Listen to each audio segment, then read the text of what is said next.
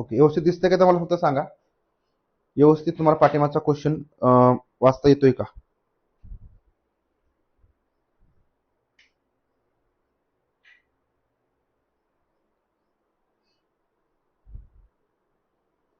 चला ठीक आहे, बघा पहिला क्वेश्चन आहे, a social science teacher collects the works, maps projects, debate points done by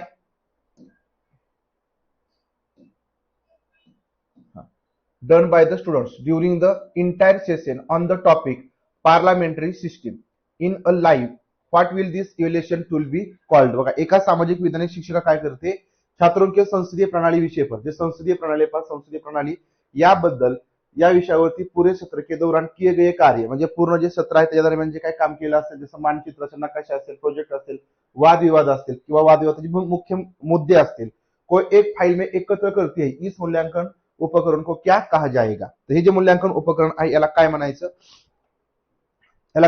बघा सगळ्यात महत्वाचं, तुमचं मानचित्र असेल, तुमचा प्रोजेक्ट असेल, वादविवाद असेल, तर हे जे काय सगळे काम आहे त्यांना आपण एका फाईल मध्ये पाठवतो, म्हणजेच काय तुमचं काय असणार, पोर्टफोलिओ असणार आहे. ऑप्शन क्रमांक सी येणार, पोर्टफोलिओ, बरोबर ना? रुब्रिक्स म्हणजे काय?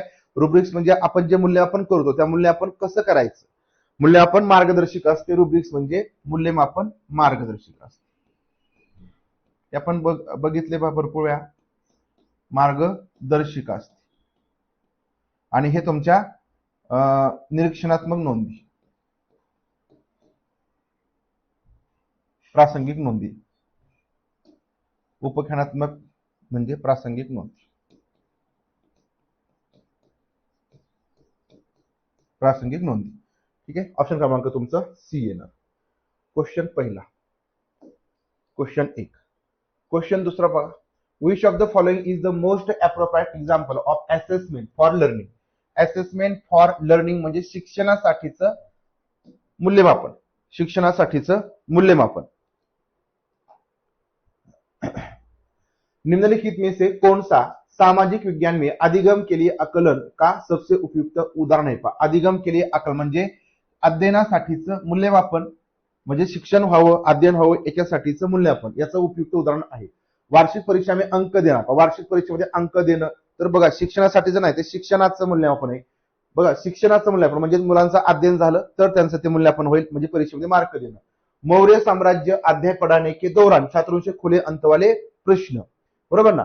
म्हणजे ठिकाणी म्हणजे निदानात्मक प्रश्न त्या ठिकाणी विचारणं, म्हणजे मौर्य साम्राज्य हा जो काय अध्याय, हा पाठ आहे, शिकवल्यानंतर मुलांना समजा ठिकाणी मुलांचं अध्ययन होतंय किंवा नाही, आणि त्या संदर्भामध्ये आपण जे ओपन एंडेड क्वेश्चन आहे यासाठीचे जे निदानात्मक प्रश्न आहेत ते जर विचारले तर मुलांचं काय होईल, अधिगम केले आकलन, तर हे असेसमेंट होणार आहे. ऑप्शन क्रमांक तुमचा बी येणार आहे, बरोबर. सत्र के अंत में छात्रों को ग्रेड ए बी सी आवंटित करना, हे तुमचं समेटिव्ह असतं, बरोबर. म्हणजे या ठिकाणी learning as a assessment as a learning. नंतर बोर्ड परीक्षा की उत्तर पुस्तिकाओं का मूल्यांकन करना, हे सुद्धा पहा या ठिकाणी आपण सत्राच्या शेवटी समेटिव्ह आहे किंवा learning as a evaluation as a learning करतो किंवा असेसमेंट एज अ लर्निंग करतो. ऑप्शन क्रमांक बी तुमचं असेसमेंट फॉर लर्निंग. क्वेश्चन क्रमांक तिसरा बघा, what is the primary objective of diagnostic test in social science? बघा डायग्नोस्टिक टेस्टचा या ठिकाणी सामाजिक विज्ञानामध्ये उद्देश काय असतो?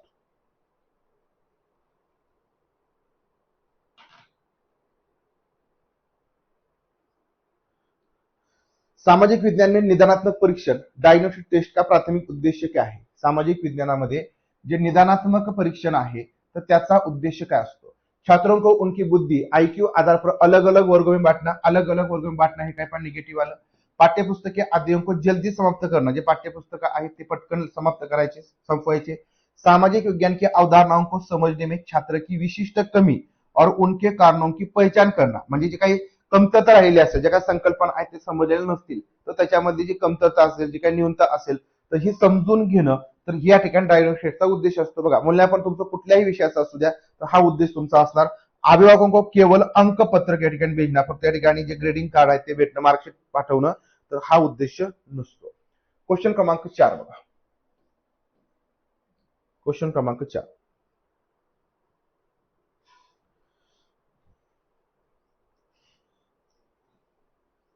चला काय क्वेश्चन है बघा, एक शिक्षिका पाती है कि उसकी कक्षा के अधिकांश छात्र इतिहास में कालक्रम को कालक्रम की घटनाओं को याद रखने में कठिनाई का सामना करते हैं.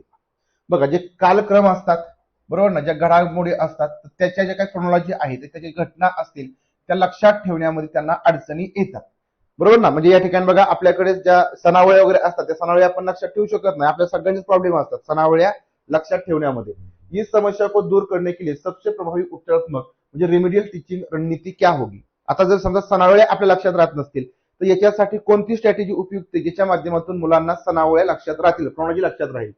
बघा, पहिल्यामध्ये म्हटलं छात्रों को घटनाओं की तारीखें 10 बार लिखकर याद करने को कहना. म्हणजे 10 वेळा मुलांना लिहायला लावायची आणि ते पाठ करायला लावायची. तर हे काय पण निगेटिव्ह आहे. बरोबर ना.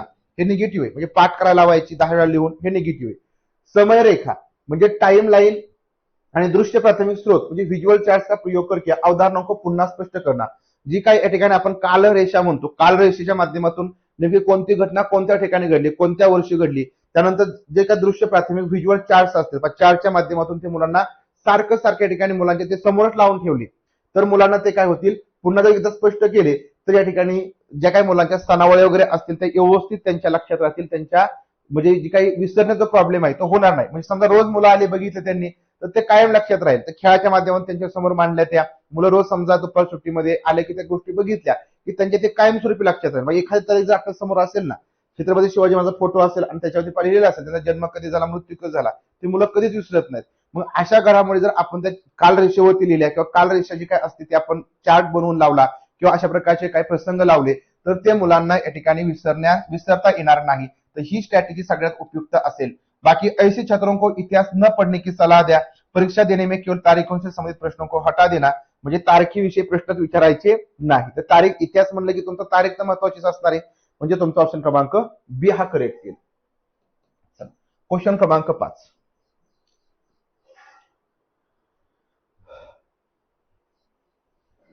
अपने आसपास के वृक्षों पर एक परियोजना करने के लिए वृक्षच आहे का, एक minute, for doing a project on trees. हा बरोबर आहे, ट्रीज आहे, झाड आहेत. आपल्या आजूबाजूचे काय वृक्ष आहेत म्हणजे वृक्ष आहेत, झाड आहेत, त्याच्यावरती काय बनवायचं आहे, एक प्रकल्प बनवायचा आहे. विद्यार्थियों को सुझाया गया अनुक्रम क्या हो सकता है. मग प्रकल्प करत असताना जे विद्यार्थ्यांना या ठिकाणी काय सांगितलेलं आहे म्हणजे सुचवलेला जो काही क्रम आहे परियोजना करत असताना कोणत्या क्रमाने या ठिकाणी त्यांनी प्रकल्प केला पाहिजे. आता बघा याबद्दल आपण चर्चा केलेली आहे पाठीमागं.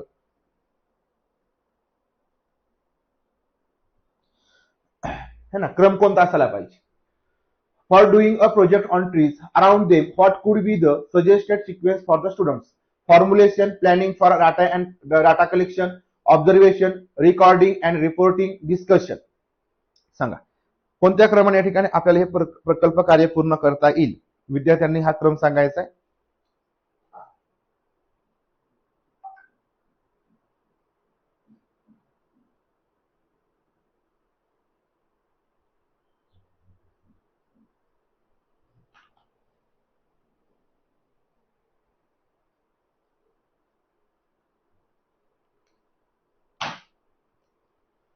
बघा आपल्याला काय म्हटलंय, जे आपल्या आजूबाजूचे काय झाड आहेत ना, आजूबाजूचे काय तुमचे झाड आहेत, आपण समजा मुलांना दिलं, समजा सांगा तुमच्या आजूबाजूला कोणकोणते वृक्ष आहेत यावर तुम्हाला प्रकल्प कार्य बनवायचं आहे, म्हणजे प्रकल्प या ठिकाणी बनवायचा आहे. तर त्यासाठी सगळ्यात महत्वाचं तुम्ही काय करणार सांगा. एक विद्यार्थी म्हणून विचार करा, झाड आहेत ना आपल्या आजूबाजूला, तर तुम्हाला सगळ्यात आधी ऑब्झर्वेशन करावं लागेल की नाही.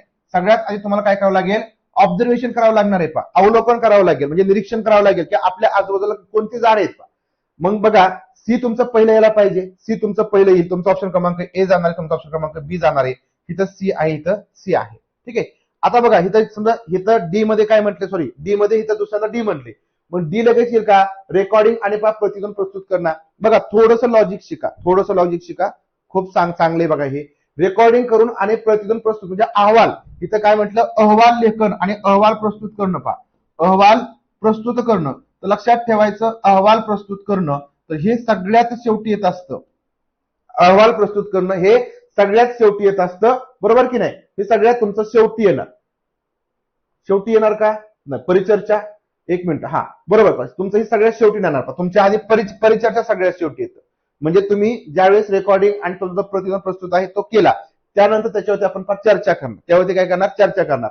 परंतु हा जो डी आहे, डी तुमचा लगेच येणार नाही, लगेच येणार नाही. त्यामुळे बघा तुमचा राहिला ऑप्शन क्रमांक सी, हा सी तुमचं इथे उत्तर येणार, डी येणार नाही. कारण आपण आधी अहवाल प्रस्तुत केला की नाही, अहवाल प्रस्तुत केला म्हणजे मुलांनी जे काही समजा ठिकाणी सगळ्या गोष्टी केलेल्या आहेत, रेकॉर्डिंग वगैरे केलं, तुमचं अहवाल सगळा लिहिला आणि तो ज्यावेळेस प्रेझेंट केल्यानंतर मग त्याबद्दल या ठिकाणी काही जण काय करतील, त्याच्यावरती चर्चा करतील, वादविवाद करतील, अरे हे जे तुम्ही केलं आहे ते चुकलेलं आहे, असेचा निष्कर्ष यायला पाहिजे, सर पण शिक्षक पण त्याच्यावरती चर्चा करतील. त्यामुळे परिचर्चा हा सगळ्यात शेवटी बघा, सगळ्यात शेवटी बघा, म्हणून सगळ्यात शेवटी पाहिजे तुमचा ई दिलाय. आता बघा, पहिला आपला तुमचा काय झाला, अवलोकन झालं, नंतर दुसरं तुमचं निरूपण म्हणजे फॉर्म्युलेशन येईल, म्हणजे तुमचं ऑब्झर्वेशन झालं ना. ऑब्झर्वेशन झाल्यानंतर या ठिकाणी तुम्हाला ते ज्या काही गोष्टी केलेल्या आहेत त्याची थोडीशी म्हणजे एकत्रीकरण करावं लागेल, बरोबर ना. ती काय सगळी माहिती आहे ती तुम्हाला म्हणजे मिळवावी लागणार, फॉर्म्युलेशन करावं लागेल, माहिती पाहिजे एकत्र करावं लागेल, निरूपण करणं म्हणजे प्रस्तुत करणं. ठीक आहे, हे तुमचं दुसरं येणार आहे. नंतर या ठिकाणी हे तिसरं येईल आकडे एकत्र करणे की योजना, म्हणजे आता जी काय तुमचं निरूपण झालं म्हणजे फॉर्म्युलेशन झालं, म्हणजे तुम्ही जे काय समजा योजना बनवली कशा कशा प्रकारे या ठिकाणी आता आपल्याला काय करायचंय, माहिती गोळा करायची, याचं आपण नियोजन बनवणार ना. आणि मग तुमचं इथे निरूपण झाल्यानंतर तुम्हाला आता माहिती कशी गोळा करायची, म्हणजे आपल्या आजूबाजूला कोणकोणती झाड आहेत, तर त्याच्यामध्ये कोणकोणत्या प्रकारची झाड आहेत त्याची माहिती तुम्हाला गोळा करायची, त्याची तुम्हाला प्लॅनिंग करावं लागेल. प्लॅनिंग तुमचं झालं तिसरं. नंतर या ठिकाणी तुमचं रेकॉर्डिंग करावं लागेल, जी तुमची माहिती एकत्र झाली तर त्याचं तुम्ही रेकॉर्डिंग केलं, म्हणजे रेकॉर्ड बनवलं आणि ते रेकॉर्ड तुम्ही वर्गामध्ये काय केलं, प्रस्तुत केलं. हे प्रस्तुत केल्यानंतर या ठिकाणी त्याच्यावरती काय होणार, परिचर्चा होईल, म्हणजे चर्चा होईल. हा सगळ्यात शेवटचा ऑप्शन येईल, ऑप्शन क्रमांक 5. अशा प्रकारे बघा तुमचा सी हे उत्तर इथं करेक्ट. लक्षात ठेवा, हे क्रम लक्षात ठेवा, हेच तुम्हाला परीक्षेमध्ये विचारलं जाईल, यांचे क्रम, कारण प्रकल्प कार्यामध्ये हेच टप्पे असतात आणि याच टप्प्यांचे लक्षात ठेवायचे. ओके, चला क्वेश्चन क्रमांक 6 बघा. क्वेश्चन क्रमांक 6, भूगोल पर मानक संदर्भित टेस्ट में निम्नलिखित में से कौन सी अभिकल्पना सर्वाधिक उपयुक्त होगी. In a normal reference test on geography which of the following designer would be the most appropriate. कोणती तुमच्या ठिकाणी अभिकल्पना सगळ्यात महत्वाची असेल, सर्वाधिक उपयुक्त असेल. काय करायचंय, एक मानक संदर्भित टेस्ट घ्यायची, नॉर्मल रेफरन्स.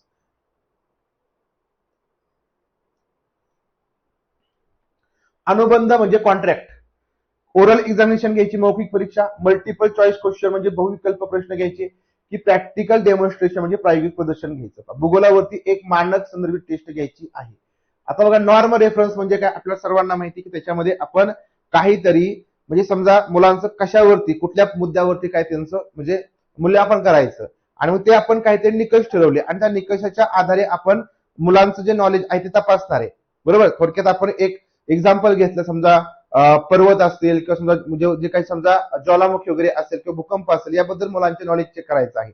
मग समजा त्यासाठी आपल्याला काहीतरी नॉर्म ठरवावे लागतील, काहीतरी निकष ठरवावे लागतील आणि त्या निकषांच्या आधारे मग त्यांची आपल्याला परीक्षा घ्यावी लागेल. मग ही परीक्षा घेत असताना त्यांचा अनुबंध कॉन्ट्रॅक्ट करून चालेल का, कॉन्ट्रॅक्ट अजिबात नाही. मौखिक परीक्षा घेऊन चालेल का, नाही. तर तुम्ही जर एमसीक्यू परीक्षा घेतली बहुविकल्प प्रश्न, तर याच्या माध्यमातून आपल्याला जे काही पण निकष तपासायचे आहेत, म्हणजे पॉईंट तपासायचे आहेत, ते तुम्ही त्या प्रश्नांच्या माध्यमातून मांडू शकता आणि ते प्रश्नांची उत्तरे बरोबर दिली मुलांनी, तर त्याचा अर्थ या ठिकाणी आपली जी मानक संदर्भित टेस्ट मध्ये जो काही उद्देश आहे तो पूर्ण होईल. म्हणजे बहुविकल्प क्वेश्चन किंवा याला आपण काही एमसीक्यू म्हणू, तर एमसीक्यू हे या ठिकाणी तुमचं मानक संदर्भाला सगळ्यात उपयुक्त आहे. प्रदर्शन करून चालणार नाही तुमचं या ठिकाणी मल्टिपल चॉईस क्वेश्चन, तर हा सगळ्यात उपयुक्त पर्याय आहे. ऑप्शन क्रमांक सी करेक्ट. क्वेश्चन 7, उच्च प्राथमिक कक्षाओं को अन्याय पढ़ाने का अति प्रभावशाली ढंग होगा. वरचा वर्ग आहे आणि याच्यामध्ये मुलांवरती अन्याय होतो, बरोबर ना, अन्याय होतोय आणि हा अन्याय बाबतीमध्ये मुलांना काय करायचं, शिकवायचं आहे. इनजस्टिस याबद्दल या ठिकाणी मुलांना शिकवायचे.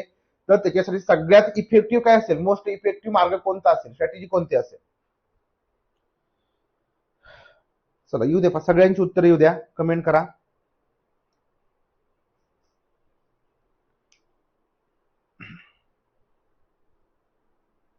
उनको संवैधानिक प्रावधानों को सिखाने के द्वारा, संवैधानिक प्रावधानों को सिखाने के द्वारा, भारत में दिनहीनों पर व्याख्यान देने के द्वारा, विभिन्न वर्गों में आय की विविधताओं पर परियोजना देने के द्वारा, निर्धनता का स्वास्थ्य एवं आश्रय पर प्रभाव के ऊपर अवलोकन रिपोर्ट जमा करवाना. सांगा आपल्याला अन्याय, बरोबर ना, अन्याय आहे म्हणजे समजा ठिकाणी न्याय आणि अन्याय, त्यामध्ये जो काय अन्याय होतो याबद्दल या ठिकाणी मुलांना ही कन्सेप्ट चांगल्या प्रकारे शिकवायची. यासाठी सगळ्यात प्रभावी इफेक्ट कोणता असतो, पहिल्यामध्ये काय म्हटलं की बाबा ज्यांच्यावरती अन्याय होतोय ना, मग त्यांना म्हणजे वैधानिक किंवा संवैधानिक कोणकोणत्या योजना आहेत म्हणजे त्याच्यावरती अन्याय होतो, तुम्ही संविधानाकडे आज मागा असं आपण म्हणायचं का, की मग ते तुमच्यासाठी म्हणजे संविधानाने अशाच्या प्रकारच्या काही गोष्टी करून ठेवल्या आहेत. मग हे शिकून जमेल का, हे फक्त सांगून जमेल का? ठीक आहे. नंतर बघा, भारत में दिनहीनों पर व्याख्यान देना, म्हणजे गरीब आणि श्रीमंत याच्यावरती फक्त व्याख्यान देऊन कळणार आहे का मुलांना अन्याय काय असतो तो? नंतर बघा, विभिन्न वर्गों में आय की विविधता पर परियोजना देने के द्वारा, म्हणजे जे काही वेगवेगळे वर्ग आहेत त्याच्यामध्ये जो इन्कम असतो, बरोबर ना, काय असतो, आय की विविधता म्हणजे जो इन्कम असतो प्रत्येक वर्गामध्ये कमी जास्त इन्कम असू शकतो. आणि मग याच्यावर त्या ठिकाणी प्रकल्प द्यायचा का मुलांना? बघा, अन्याय आपल्याला करायचा ना, आपल्याला काय शिकवायचं, अन्याय शिकवायचा. आपला गरिबी किंवा गरीब श्रीमंत किंवा जास्त कोणाला पैसे येतात, कोणाला या ठिकाणी कमी येतात, हे करायचं नाही. हा अन्याय आहे का मला सांगा? म्हणजे ज्याचं या ठिकाणी इन्कम ज्याचा इन्कम आहे ना, समजा आपण म्हणू की माझा इन्कम कमी असेल, तुमचं इन्कम जास्त असेल, मग माझ्यावरती अन्याय झाला असं मी म्हणू शकतो का? त्यातून कळणार आहे का आपल्याला? अजिबात नाही कळणार ना. या ठिकाणी बघा, लहान गरीब श्रीमंत याच्यावरती व्याख्यान देऊन मला अन्याय कळेल का? अजिबात नाही कळणार. ह्या ज्या गोष्टी आहेत त्या आहेतच ना, त्याच्यामध्ये अन्याय होत नाही. तर अन्याय होतो किंवा इकडे झालेला आहे कशा माध्यमातून आपल्याला करता येईल? बघा, having them submit an observation report on the impact of poverty on health and shelter. आता बघा, अन्याय कधी होईल की ज्यावेळेस समजा या ठिकाणी आपण काय म्हणतो, निर्धनता, म्हणजे ज्यांच्याकडे समजा गरिबी आहे, बरोबर ना, गरिबी आहे, तर अशा लोकांचं म्हणजे अशा बाबतीमध्ये तुम्ही ऑब्झर्वेशन करा, निरीक्षण करा आणि त्याच्यावरती एक रिपोर्ट बनवा की त्याचा परिणाम कशावरती होतो.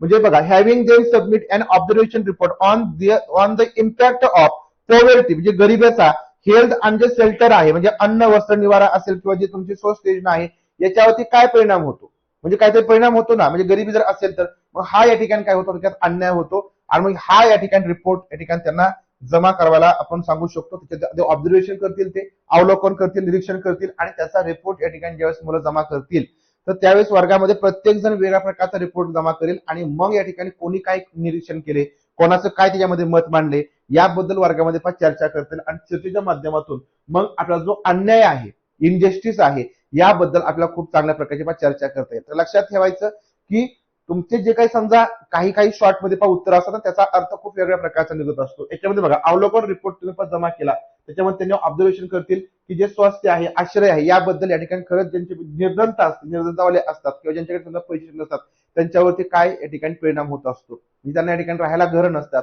सगळ्यात महत्वाचं त्यांच्याकडे स्वस्त योजना आहेत त्या ठिकाणी जे हेल्थ आहे तर ते त्यांच्या बाबतीमध्ये त्यांना या ठिकाणी हेळसांड होत असते. हा अन्याय असतो, बरोबर. म्हणून ऑप्शन क्रमांक डी हे सगळ्यात योग्य येईल. क्वेश्चन क्रमांक 8 बघा. ठीक आहे विठ्ठल सर, तिसरा नाही येणार. तिसऱ्यामध्ये सांगितलं फक्त परियोजना विभिन्न वेगवेगळ्या या ठिकाणी जो इन्कम आहे ना, इन्कम मधून अन्याय नाही होत. हा, तुमच्या ठिकाणी एखाद्या स्वस्त योजना नाही मिळणार, आपण काय एखादा घरकुलच नाही मिळालं, बरोबर ना, म्हणजे घरकुल नाही मिळालं, घरच नाही राहायला मिळतं, तो अन्याय आहे ना, बरोबर की तो अन्याय आहे ना. समजा आपण काय म्हणतो की समजा प्रधानमंत्री आवास योजना आहे परंतु खरंच ज्याला गरज आहे त्याला मिळालं का, बरोबर ना. म्हणजे मुलं त्याचा मुद्दे मांडतील ना, अरे ह्याला मिळालं नाही, त्याला नाही मिळालं. मग हे तुम्हाला तिथं ऑब्झर्व करता येईल आणि याच्या माध्यमातून खरंच न्याय काय होतो, अन्याय काय आहे ह्या गोष्टी समजतील. निम्नलिखित में से कौन सा प्रयोजन कार्य का उदाहरण नाही. प्रयोजन कार्य म्हणजे प्रोजेक्ट वर्क, प्रकल्प कामाचं कोणतं एक उदाहरण नाही. बघा, प्रयोजन कार्याचं उदाहरण नाही, प्रकल्प कार्याचं कोणतं उदाहरण नाही, कोणतं उदाहरण नाही प्रकल्प कार्याचं. एक नए औद्योगिक नगर में प्रवासियों का सर्वेक्षण करना और पूछने पर कहां से आए हैं, कहां काम करते हैं. हा प्रकल्प होऊ शकतो का? पहिला प्रकल्प होऊ शकतो का? नक्कीच होऊ शकतो. एक या ठिकाणी बघा सर्वे करायचा आहे, जो काही इंडस्ट्रियल टाउन आहे आणि त्यांना तिथे जाऊन विचारायचं की या ठिकाणी तुम्ही कुठून आलेला आहात आणि या ठिकाणी तुम्ही कोणतं काम करत आहात. तर हा तुमचा प्रकल्प कार्य होऊ शकतो. मुलांना या ठिकाणी सर्वे करायच्या माध्यमातून प्रकल्प मुलं नक्की करतील. मुलं ती माहिती बघा ज्याच्यामध्ये तुमची निरीक्षण असेल, पूछताछ असेल, सगळी माहिती गोळा करतील आणि त्याचा त्यांना रेकॉर्डिंग ठेवता येईल आणि ते सादर पण करता येईल. हे सगळं काय असणार आहे, प्रकल्प कार्य. मग यात सगळ्या गोष्टी करता येतील. बी मध्ये म्हटलं नहरों के माध्यम से सिंचाई के क्रियाशील नमुने का निर्माण करना. आता नहर म्हणजे काय असतं बघा की construction of working model of irrigation through canal. जे कॅनल आपले जे असतात, जे नहर असतात, कॅनल असतात, बरोबर ना, याच्या माध्यमातून या ठिकाणी इरिगेशन कसं होतंय, बरोबर ना, सिंचाई कशी होती, तर याचे नमुने या ठिकाणी गोळा करायचे. म्हणजे इथं सुद्धा मला आपण सर्वे करावं लागेल, माहिती गोळा करावी लागेल, शेतकऱ्यांना विचारावं लागेल, म्हणजे सगळी माहिती गोळा होईल, त्याचा रिपोर्ट तयार करतील आणि शेवटी अहवाल पण तयार करतील. म्हणजे इथं सुद्धा काय आलं, प्रकल्प आलं. सी मध्ये म्हटलं वरिष्ठ कक्षा द्वारा बनाए गई परियोजनाओं की सूची को कंठस्थ करना. यो सूचीबद्ध करणार, म्हणजे आपल्यापेक्षा जे वरच्या वर्गातले विद्यार्थी त्यांच्याकडून कोणकोणते प्रकल्प कार्य या ठिकाणी बनवले त्याची यादी बनवा आणि त्यांना कंठस्थ म्हणजे पाठांतर करा. तर हे प्रकल्प कार्य होणार आहे का, तर हा प्रकल्प कार्य अजिबात होणार नाही. ऐतिहासिक घटनाओं को समय सीमा को पुन्हा सृजन करणार, जे काय ऐतिहासिक घटना असतील म्हणजे बघा recreating historical events within a time frame, म्हणजे एका विशिष्ट वेळेमध्ये आपण जे काही एखाद्या घटना घडलेल्या आहेत पाठीमागे त्या रिकन्स्ट्रक्ट करायच्या, पुनर्निर्माण करायच्या. म्हणजे आपण थोडक्यात मुलांच्या माध्यमातून समजा त्यांचा अभिनय असेल बरोबर, भूमिका अभिनय असेल, याच्या माध्यमातून एखादी घटना आहे ती आपण पुनर्जीवित करू शकतो. जसं समजा ठिकाणी छत्रपती शिवाजी महाराजांचा जो राज्याभिषेक झाला तर त्याच्या ठिकाणी मुलं चांगल्या प्रकारचं काय करू शकतात की भूमिका अभिनय करू शकतात आणि त्याच्या माध्यमातून जो एक प्रकल्प कार्य होईल की कशा प्रकारे त्या गोष्टी घडल्या, म्हणून हे एक प्रकल्प कार्य होईल, परंतु सी मात्र प्रकल्प कार्य होणार नाही. क्लिअर. क्वेश्चन 9 बघा.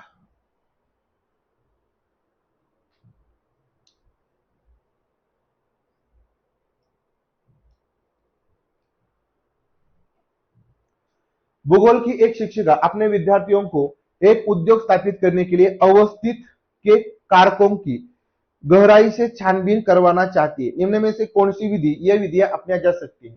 अ geography teacher on her student to investigate, म्हणजे या ठिकाणी काय करा, तपास करा in depth the factors of the location for setting up and industry, म्हणजे या ठिकाणी एखादी कंपनी किंवा ठिकाणी एखादा कारखाना सुरू करायचा असेल तर त्याच्यासाठी कोणकोणते घटक आहेत. एखादी कंपनी स्थापन करायची असेल, एखादी इंडस्ट्री या ठिकाणी आपल्याला त्या ठिकाणी टाकायची आहे तर त्यासाठी कोणकोणते घटक आवश्यक आहेत, बरोबर ना. भूगोल की एक शिक्षिका अपने विद्यार्थियों को एक उद्योग स्थापित करने के लिए, म्हणजे एखादा उद्योगाची स्थापना करायची तर त्याच्यासाठी कोणकोणते घटकांची आवश्यकता असते त्याबद्दल या ठिकाणी काय करायचे आहेत मुलांनी. सगळ्यात महत्वाचं ऑब्झर्वेशन करायचे, म्हणजे गी गहराईची छानबीन करायची आहे, तपासणी करायची आहे. निम्न में से कौन सी विधि ये विधियां अपनाई जा सकती है, कोणती पद्धत या ठिकाणी किंवा कुठल्या पद्धती या ठिकाणी याच्यासाठी घेतल्या जातील. निरूपण, परियोजना, फॅक्टरी का भ्रमण, कुछ अध्ययन वृत्त, म्हणजे केस स्टडीज पर चर्चा. चला काय करावं लागेल.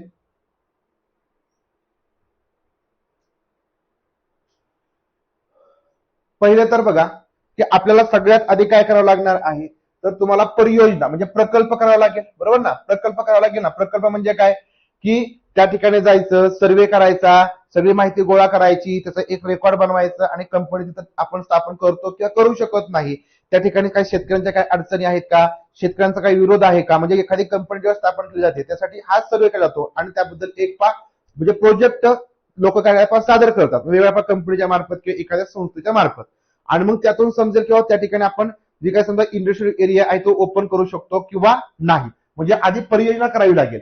नंतर एखादी फॅक्टरी आहे, फॅक्टरीचं भ्रमण करावं लागेल, बरोबर ना. म्हणजे ज्या ठिकाणी एखादी फॅक्टरी असेल ऑलरेडी तर त्या ठिकाणी आपल्याला जावं लागेल, त्या ठिकाणचा अभ्यास करावा लागेल, काय काय लागतं, कोणकोणत्या गोष्टींची आवश्यकता आहे, आणि मग हेही आपल्याला अभ्यास करावा लागणार आहे. आणि कुछ म्हणजे ज्या केस स्टडीज आहेत केस स्टडीज पण कराव्या लागतील, कारण केस स्टडी पण महत्वाच्या आहेत. कारण जर समजा आपल्याला एखादा नवीन उद्योग उभारायचा असेल तर त्याच्यासाठी समजा एखादा नवीन तसाच उद्योग उभारत असताना कोणकोणत्या अडचणी आल्या होत्या आणि अडचणी जर आलेल्या असतील तर त्याच्यावरती आपण कुठल्या प्रकारे मात करू शकतो, या सगळ्या गोष्टी आपल्याला केस स्टडीच्या माध्यमातून म्हणजे सोडवता येतील. परंतु निरूपण करून जमणार नाही, पण निरूपण या ठिकाणी करण्याची गरज नाही.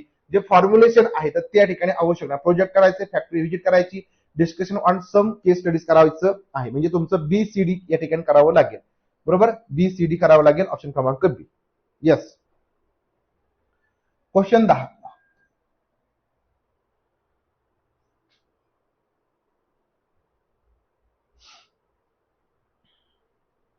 सामाजिक विज्ञान में छोटे समूह वाली क्षेत्र आधारित प्रायोजनाओं को प्रोत्साहित करने के उद्देश्य है.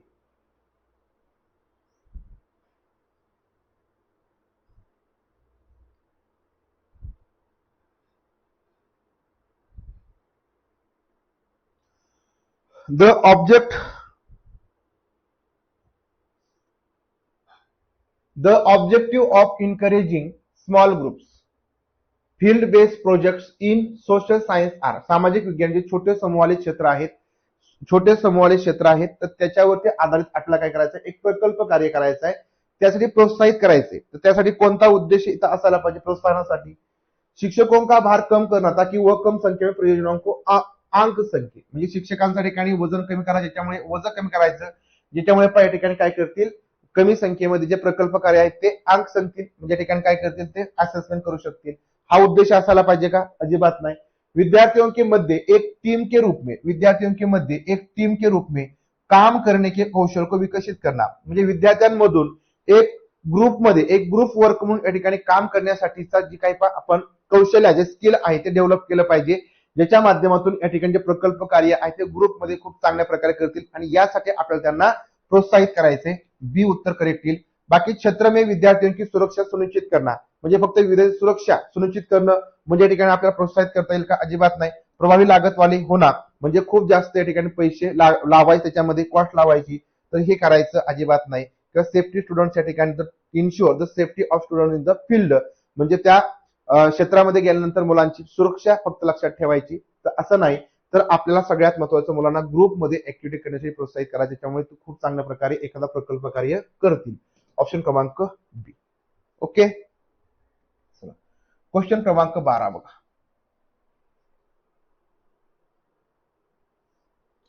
तुम्हाला असेच क्वेश्चन येतील ना, एकदम सोपे सोपे क्वेश्चन येतील, फक्त आपण गडबडीत चुकवायचे नाहीत.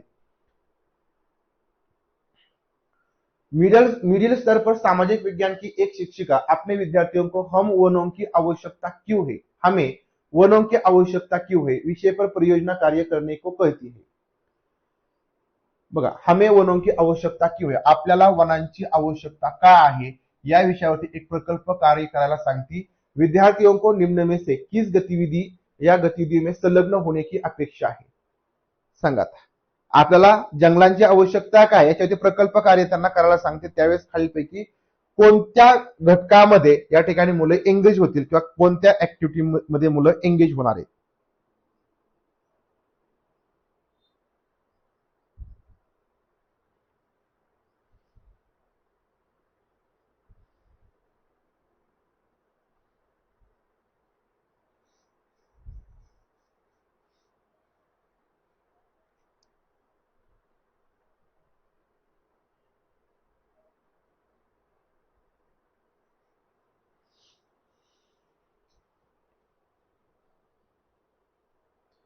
पहिला ऑप्शन बघा, लकड़ी से बने विभिन्न उत्पादों के नमुने इकट्ठे करना. आपल्याला जंगलाची काय गरज आहे, तर जंगलाची गरज कशासाठी आहे ते आपल्या सगळ्यांना माहिती. अगदी माणसाला जाळायचं म्हणलं तरी सुद्धा काही लाकडाची गरज असते. ठीक आहे, आता बाकीच्या काही गोष्टी आल्या आहेत, परंतु ते तर महत्वाचं आहे. म्हणून या ठिकाणी लाकडापासून जे बनणारे वेगवेगळ्या उत्पादनं आहेत त्याच्या ठिकाणी नमुने एकत्र करणं, याच्या माध्यमातून या ठिकाणी मुलांना समजेल की जंगलांची गरज काय आहे, जंगलांची आवश्यकता काय आहे. बी मध्ये म्हटलं, भारत ने पाए जाने वाले विभिन्न वन क्षेत्रों को मानचित्र पर दर्शन तथा विषय से संबंधित चर्चा करना, म्हणजे काय की भारतामध्ये जे काही वेगवेगळ्या प्रकारचे क्षेत्र म्हणजे वनाचे क्षेत्र आहेत त्या ठिकाणी आढळतात, तर ते एका नकाशावरती दाखवायचे, ते दाखवायचे आणि त्याच्या संदर्भात काय करायची, चर्चा करायची. मग आपल्याला काय करायची, परियोजना कार्य करायचे आणि सगळ्यात महत्वाचं की चर्चा पण त्याच्यावरती झाली पाहिजे ना, बरोबर की नाही. मग या ठिकाणी तुमची बी ही ऍक्टिव्हिटी पण त्याच्यामध्ये एंगेज करणार आहे, कारण मुलांनी ज्यावेळेस काय करतील एखाद्या नकाशावरती कोणकोणत्या ठिकाणी कोण किती क्षेत्र या ठिकाणी बघायला मिळते, तर ह्याच्यावरती आपण स्थान दाखवू, तर त्यावेळेस त्याच्याबद्दल चर्चा केली जाईल आणि त्याच्यावरनं आपल्याला खरंच समजेल की बाबा का जंगलांची आवश्यकता आहे. त्याच्या माध्यमातून काही बरेच मुद्दे या ठिकाणी चर्चिले जातील आणि म्हणून तुमचा बी सुद्धा मुद्दा या ठिकाणी योग्य आहे. म्हणून ऑप्शन क्रमांक तुमचा सी येणार. ए आणि बी दोन्ही सुद्धा करेक्ट, ए आणि बी दोन्ही सुद्धा. पुढचा क्वेश्चन बघा, एक परियोजना कार्य में आकलन किया जा सकता है, एक परियोजना कार्य में आकलन किया जा सकता है. बघा, प्रकल्प कार्यामध्ये कोणतं आपण आकलन करू शकतो. Assessment in a project work can be done by, मौखिक प्रदर्शन द्वारा, लिखित रिपोर्ट द्वारा कसं आपण मूल्यांकन करू शकतो, प्रकल्प कार्याचं मूल्यांकन करायचं आहे. Through oral presentation, through written report. प्रकल्प कार्य केला, मुलांनी काय केलं, प्रकल्प केला, त्याचं सगळ्या गोष्टी केल्या, तर त्याचं आपलं मूल्यांकन करायचं. तर मौखिक प्रदर्शन म्हणजे आपण याच्या माध्यमातून त्यांचं मूल्यांकन करू शकतो ना, की बाबा तुम्ही कोणकोणत्या गोष्टी केल्या त्या तोंडी वायवा म्हणतो आपण बघा, वायवा. तर वायव्याच्या माध्यमातून सुद्धा ठिकाणी त्यांचं मूल्यांकन करता येईल, त्याला पण मार्क असतात आणि त्याच्या माध्यमातून या ठिकाणी आपल्याला मूल्यांकन करता येईल. कोणकोणत्या गोष्टी तुम्ही केल्या, कोणती मेथड तुम्ही वापरली, काय काय केलं, हे जर मुलांनी तोंडी सांगितलं तरी त्यांना बाबा त्यांनी ते गोष्टी खरंच केल्यात किंवा नाही हे त्या रिपोर्टमध्ये समजेल, पण त्याच्या आधी मुलांना ते सांगता आलं पाहिजे की तुम्ही प्रकल्प करत असताना काय काय केलं, तुम्हाला काय काय करावं लागलं. तर याच्या माध्यमातून त्यांचं आपला मूल्यांकन करता येईल. अन्यथा मुलं काय करतात, रेडीमेड एखादा प्रोजेक्ट घेऊन जातात, तर ते उपयोगाचं आहे का, तर नाही.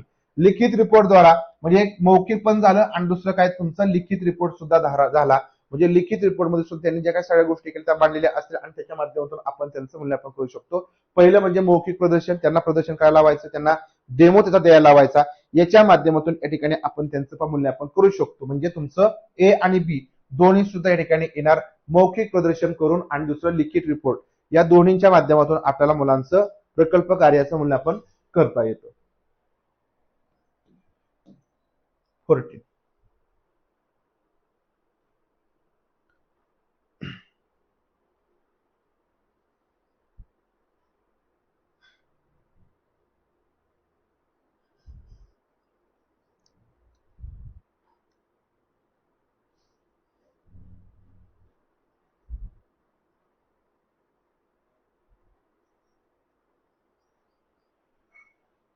विभिन्न प्रकार के बाजार विषय को पढ़ाने के लिए निम्न में से कौन सी परियोजना सबसे अधिक उचित होगी. बघा, म्हणजे तुम्हाला प्रकल्पाविषयी आता कुठलाही प्रश्न जरी विचारला गेला तर त्या प्रश्नाचं उत्तर तुम्हाला 100% देता येईल. पहा, याच्यावरती किमान एक तरी क्वेश्चन असतो, कधी कधी दोनही क्वेश्चन याच्यावरती विचारले जातात. पहा, वेगवेगळ्या प्रकारचे बघा बाजारांचे काय असतात, वेगवेगळ्या प्रकारचे प्रकार असतात. बाजारांचे विविध प्रकार असतात. या विषयावरती हा विषय ठिकाणी शिकवायचा आहे. त्यासाठी खालीलपैकी कोणती परियोजना, कोणता प्रकल्प आपण या ठिकाणी घेऊ शकतो जो सगळ्यात उपयुक्त आहे. ए मध्ये म्हटलं दुकानदारों के उत्पादों को खरीदने व बेचने के दामों की तुलना करना, म्हणजे जे काही दुकानदार आहेत तर त्यांची जे काही उत्पादन प्रोडक्ट असतील ते किती रुपयात घेतात आणि किती रुपयामध्ये विकतात यांची तुलना करून त्याच्या माध्यमातून या ठिकाणी बाजारांची वेगवेगळे प्रकार समजतील का, नाही. कक्षा कक्ष में बाजारों से खरीदने हुए उत्पादों की प्रदर्शन लगाना, म्हणजे बाजारामध्ये काही विकत आणलं त्याची फक्त या ठिकाणी म्हणजे प्रदर्शन लावलं, प्रदर्शन भरवलं. अखबार और पत्रिकाओं से बाजार पर कोलाज तैयार करना, म्हणजे समजा ठिकाणी जो काय आपला अखबार असेल, वर्तमानपत्र असेल किंवा ठिकाणी ज्या पत्रिका असतात, वेगवेगळ्या प्रकारच्या पत्रिका असतात, बरोबर. तर त्याच्या माध्यमातून जे काही बाजाराबद्दल म्हणजे बघा बाजार असतात त्याबद्दल पण काही जाहिराती येतात, कुठे कुठे काही ठिकाणी नेमक्या बाजाराबद्दल काही लेख असतात, तर त्याबद्दल जर समजा या ठिकाणी काही म्हणजे कात्रणं असतील ते कात्रण या ठिकाणी मुलांना काढायला लावले आणि ते काय केले, जर समजा कोलॅज बनवला तर तो सगळ्यात एक चांगला असू शकतो, कारण त्याच्या माध्यमातून मुलांना शहरामधले बाजार, मग मॉलमध्ये पण बाजार भरले जातात, ते समजा एखाद्या गल्लीमध्ये पण बाजार भरले जातात, रस्त्यावर सुद्धा बाजार भरले जातात किंवा एखाद्या विशिष्ट जागेवरती पण एक बाजार भरला जातो. मग हे बाजारांचे वेगवेगळे जे प्रकार आहेत ते मुलांना याच्या माध्यमातून समजतील. बाकी शॉपिंग मॉल में बेचे जाने वाले उत्पादों को देखने के लिए फक्त या ठिकाणी बघायला सांगितलं.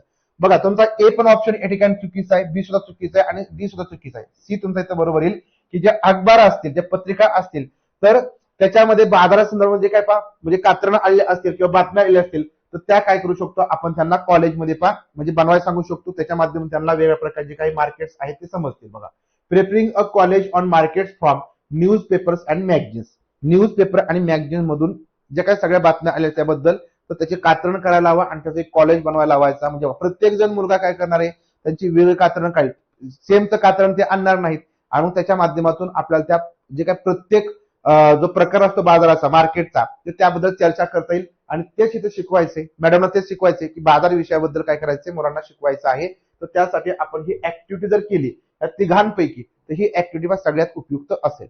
तर जे काही 4 ऑप्शन असतात त्यापैकी आपण लक्षात घ्यायचे की कोणता ऑप्शन इथं बेटर असू शकतो. तर तुमचा तिसरा असेल. बरोबर, ए बी आणि डी या ठिकाणी तेवढे महत्वाचे नाहीत. 15 क्वेश्चन.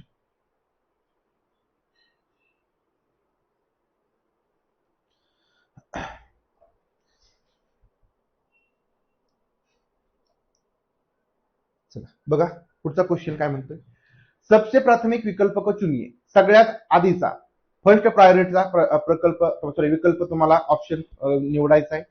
उच्च प्राथमिक स्तर के विद्यार्थियों को सामाजिक विज्ञान की परियोजना के तहत क्षेत्र भ्रमण करने को कहा जा सकता है, जिससे बघा जर फील्ड ट्रिप या ठिकाणी मुलांना आपण काढायला लावली तर त्याच्यामुळे काय होईल, फील्ड ट्रिप काढायला लावली त्याच्यामुळे काय होईल, सबसे प्राथमिक विकल्प सगळ्यात उपयुक्त, प्राथमिक म्हणजे काय सगळ्यात उपयुक्त सगळ्यात चांगला पर्याय शोधायचा आहे.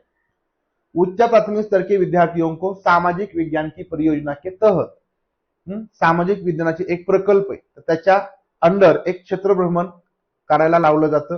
तर त्याच्यामुळे काय होईल, विद्यार्थी व्यस्त रहते हैं और शिक्षक अन्य कार्यों को करने के लिए मुक्त हो जाते.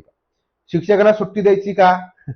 म्हणजे विद्यार्थी व्यस्त राहतील आणि शिक्षकांनी इतर काम करावं. तर शिक्षकांचं पण तिथं प्रकल्प कार्य जर ग्रुपमध्ये करत असतील तर आपण कंट्रोलिंग ठेवायचं आहे, किंवा या ठिकाणी त्यांना जशी काही गरज लागेल त्याप्रमाणे थोडीफार मदत करू शकतो.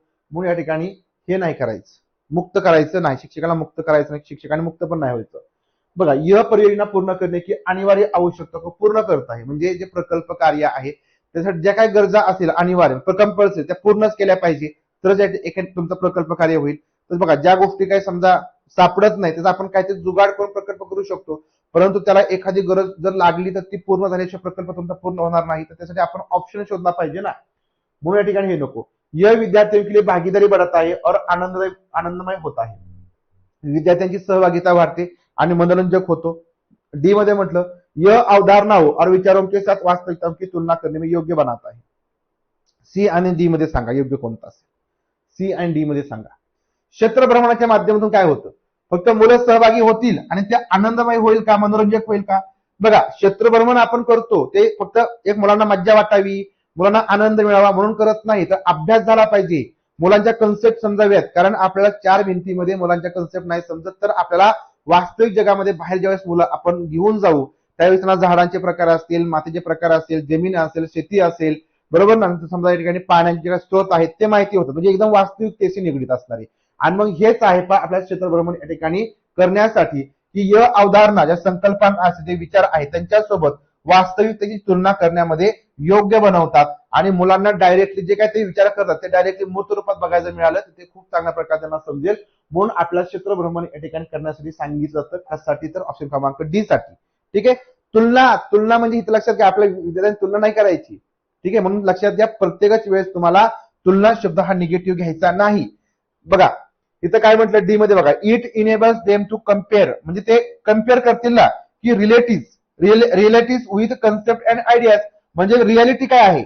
म्हणजे समजा ठिकाणी आपण कशामध्ये बघितलं, नकाशामध्ये बघितलं डोंगर, नकाशामध्ये डोंगर बघितला तर प्रत्यक्षात त्यांना जर दाखवला तर ती जी काही त्यांनी कन्सेप्ट बघितली नकाशामध्ये आणि वास्तविकतेमध्ये जे डोंगर बघितला त्याच्यामध्ये त्यांना ती तुलना करतील आणि मग त्याच्यातून या ठिकाणी त्यांचं नॉलेज वाढेल. नदी असेल, समुद्र असेल, तर हे त्यांनी फक्त चित्रामध्ये बघितले, परंतु रिअलिटीमध्ये बघितल्यावरती त्या कन्सेप्ट ज्या शिकल्या त्याची आणि त्याची तुलना करतील आणि याच्या माध्यमातून त्यांचं नॉलेज पण वाढतं. ही तुलना करणं चांगलं असतं. तुलना विद्यार्थ्यांमध्ये नाही करायची, लक्षात घ्या.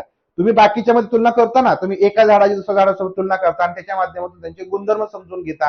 ही तुलना करावीच लागेल, कंपल्शन आहे तुलना करायची. कन्सेप्ट शिकत असताना तुम्हाला तुलना करावी लागेल. लक्षात घ्या, ऑप्शन क्रमांक डी.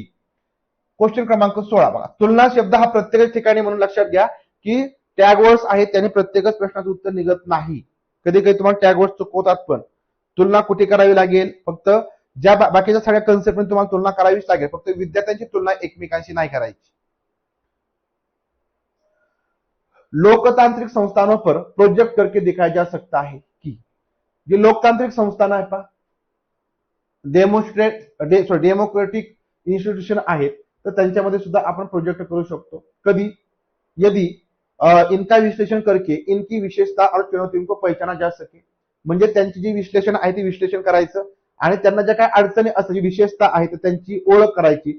विद्यार्थियों को इन संस्थाओं को जैसे ही वैसे स्वीकार करना चाहिए. म्हणजे काय संस्था, डेमोक्रेटिक संस्था म्हणजे काय, डेमोक्रेटिक तुमची संस्था असेल किंवा एखादा डेमोक्रेटिक पक्ष म्हणजे लोकशाही पक्ष, म्हणजे तो कंपल्शन करेल का की आमच्यामध्ये तुम्ही आलंच पाहिजे, आमच्या पक्षामध्ये तुम्ही म्हणजे सहभागी झालाच पाहिजे, तर तो फक्त तुम्हाला येण्याचं आवाहन करेल, बरोबर की नाही. मग तसंच आहे बघा, लोकतांत्रिक संस्थानों पर प्रोजेक्ट करके दिखाया जा सकता है, म्हणजे त्या संस्थांना या ठिकाणी तुम्हाला कंपल्शन करणार नाही. तिथं म्हटलं बघा, जसं आहे तसंच या ठिकाणी स्वीकार केलं पाहिजे.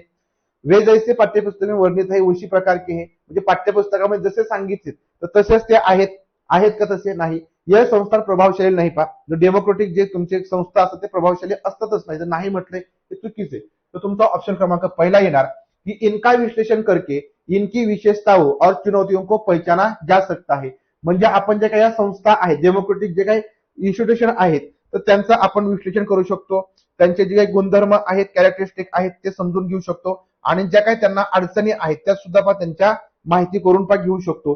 तर हे या ठिकाणी आपल्याला या लोकतांत्रिक संस्थांना जो काही प्रोजेक्ट आहे, प्रकल्प आहे तो जर करायला लावला तर या गोष्टी आपल्याला करता येतील. बरोबर ना. प्रकल्प करण्याच्या माध्यमातून हे आपण इथं करू शकतो. ऑप्शन क्रमांक पहिला. 17 बघा, क्वेश्चन क्रमांक 17.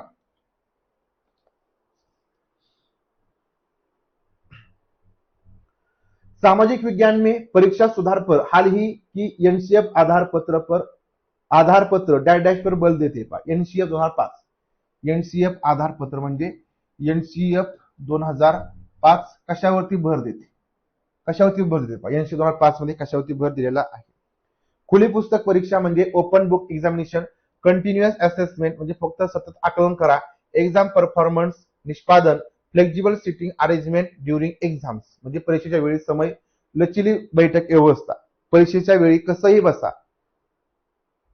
सांगा एनसीएफ 2005 काय सांगतं.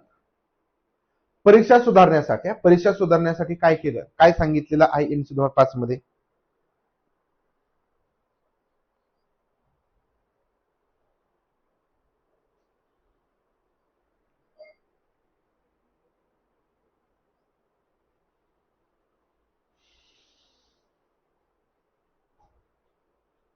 बघा आपल्याला काय सांगितलं एनसीएफ 2005 मध्ये, तर खुली पुस्तक परीक्षा सांगितली ना, की ओपन बुक टेस्ट सांगितली पा, ओपन बुक एक्झामिनेशन. तर हे सगळ्यात महत्वाचं आहे पा. म्हणजे खुली पुस्तक परीक्षा ठिकाणी घ्या, मुलांवरती बर्डन नाही आलं पाहिजे. कारण बघा तुम्ही सारखं आकलन केलं, सारखी परीक्षा घेतली, याच्यामुळे या ठिकाणी काय होईल, बर्डन येणार आहे. आणि सगळ्यात महत्वाचं परीक्षेच्या वेळेस या ठिकाणी आपल्याला कशी अस्वस्थ बैठक व्यवस्था करायची का, तर नाही. जे काही नियम आहे त्याप्रमाणे आपण त्यांना बसवलं पाहिजे ना, कसंही बसून चालणार आहे का, अजिबात नाही. तर खुली पुस्तक परीक्षा, तर याला या ठिकाणी महत्व दिलेलं आहे. क्वेश्चन 18. सामाजिक विज्ञान की किसी कक्षा में निम्नलिखित में से कौन सा तरीका यह समझने के लिए उपयुक्त है कि ग्रामीण क्षेत्रों में सार्वजनिक और खुले स्थान तेजी से लुप्त हो रहे हैं. तर बघा सामाजिक विज्ञानाच्या वर्गामध्ये खालीलपैकी कोणती पद्धत हे समजवण्यासाठी उपयुक्त आहे पा. खालीलपैकी कोणती पद्धत हे समजण्यासाठी उपयुक्त आहे की ग्रामीण क्षेत्रों में सार्वजनिक और खुले स्थान तेजी से लुप्त हो रहे पा. म्हणजे ग्रामीण क्षेत्रामध्ये सार्वजनिक जागा असतात, बरोबर ना, सार्वजनिक जागा असतात किंवा जे ओपन स्पेस असतात ते काय होतात, लुप्त व्हायला लागले, दुर्मिळ व्हायला लागले. मग हे समजून सांगण्यासाठी सगळ्यात उपयुक्त पद्धत कोणती. सर्वेक्षण करावं लागेल. सर्वेक्षण, विषय पर समूह में चर्चा म्हणजे या विषयावरती बाबा काय या ठिकाणी कमी होते, याचं प्रमाण का कमी होते, याची फक्त चर्चा करायची. कॉम्प्युटर की सहायता प्रस्तुती करणं, कॉम्प्युटरच्या मदतीने तिचं प्रेझेंटेशन करायचं. निर्धारित पाठ्य सामग्री के आधार पर परिचर्चा म्हणजे एक जे काही निर्धारित पाठ्यक्रम आहे त्याच्या आधारे फक्त काय करायचं, चर्चा करायची. सगळ्यात उपयुक्त कोणता असेल किंवा जे काही ग्रामीण भागामध्ये सार्वजनिक आणि जे खुले स्थान आहेत त्या ठिकाणी झटाप म्हणजे पटपट कमी होत आहे, पटपट कमी होत आहे, याचं कारण काय.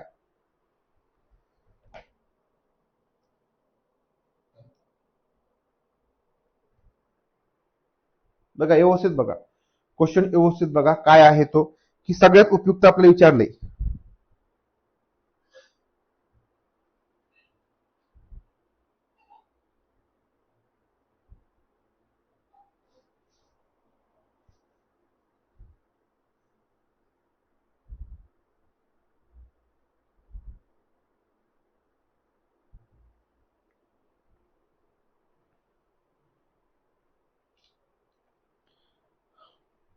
एक लक्षात घ्या, आता आपल्याला काय म्हटलंय की पब्लिक आणि जे ओपन स्पेसेस आहेत ते रॅपिडली म्हणजे खूप फास्ट मध्ये ते डिसअपिअर होतात, म्हणजे कमी होतात.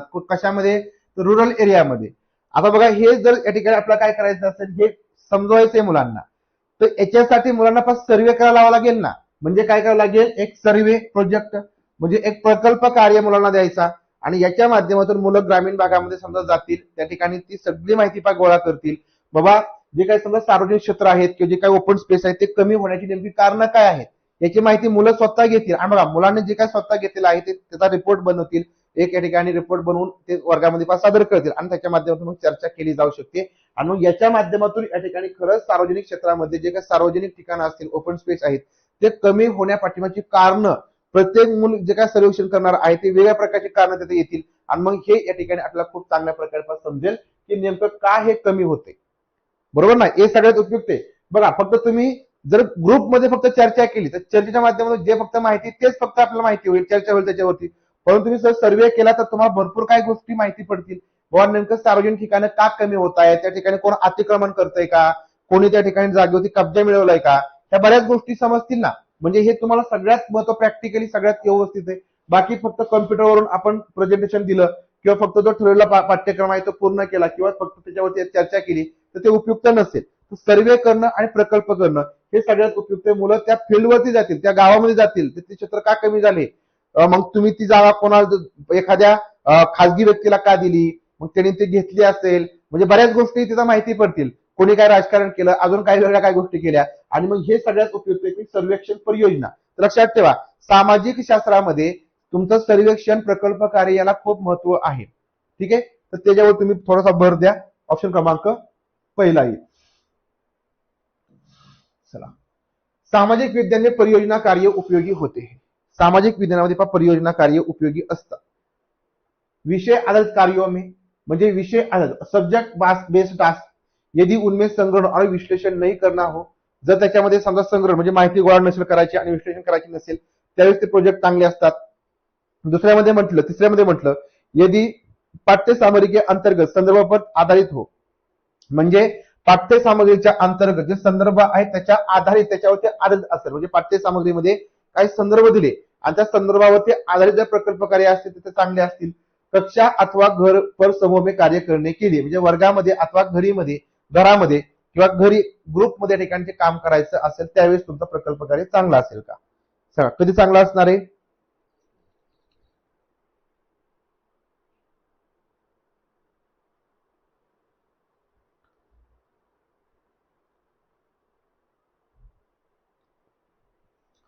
बघा, तो कसा असायला पाहिजे, विषयावरती आधारित पाहिजे, बरोबर ना. विषय आधारित कार्य म्हणजे विषयावर तो आधारित असायला पाहिजे, बरोबर आहे.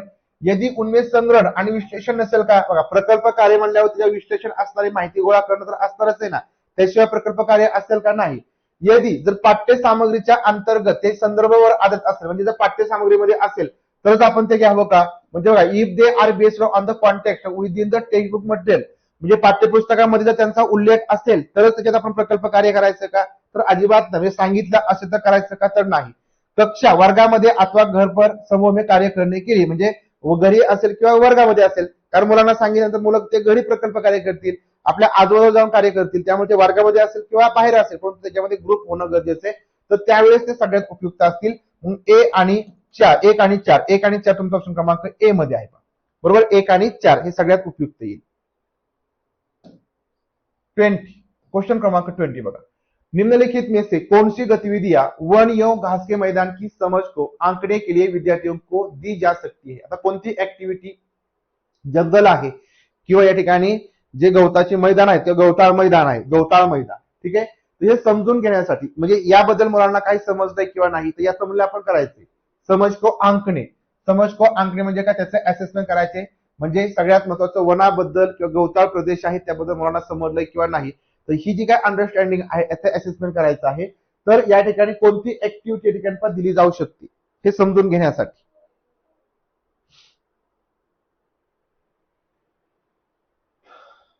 Which of the following activities can be given to students to assess their understanding of forest and grasslands?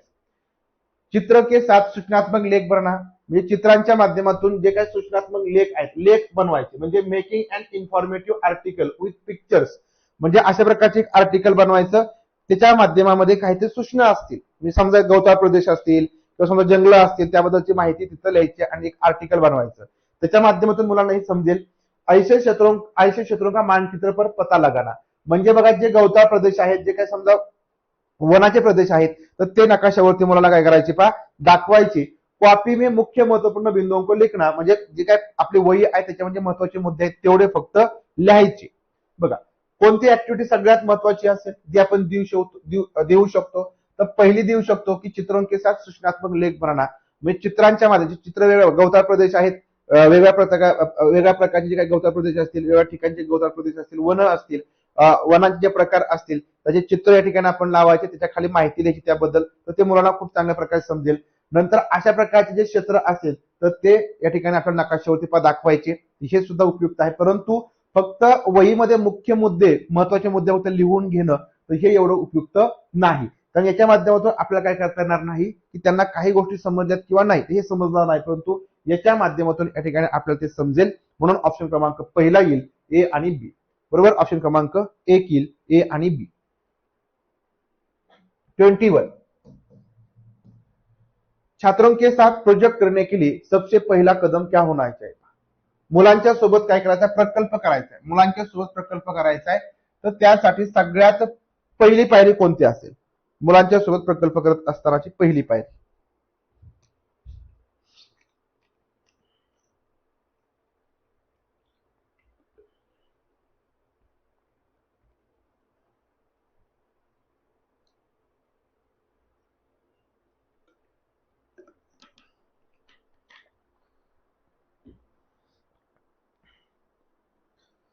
आंकड़े एकत्रण की योजना बनाना, आंकड़े के स्रोत को चिन्हित करना, उद्देश्यों का निर्धारण करना, खोज का विश्लेषण करना.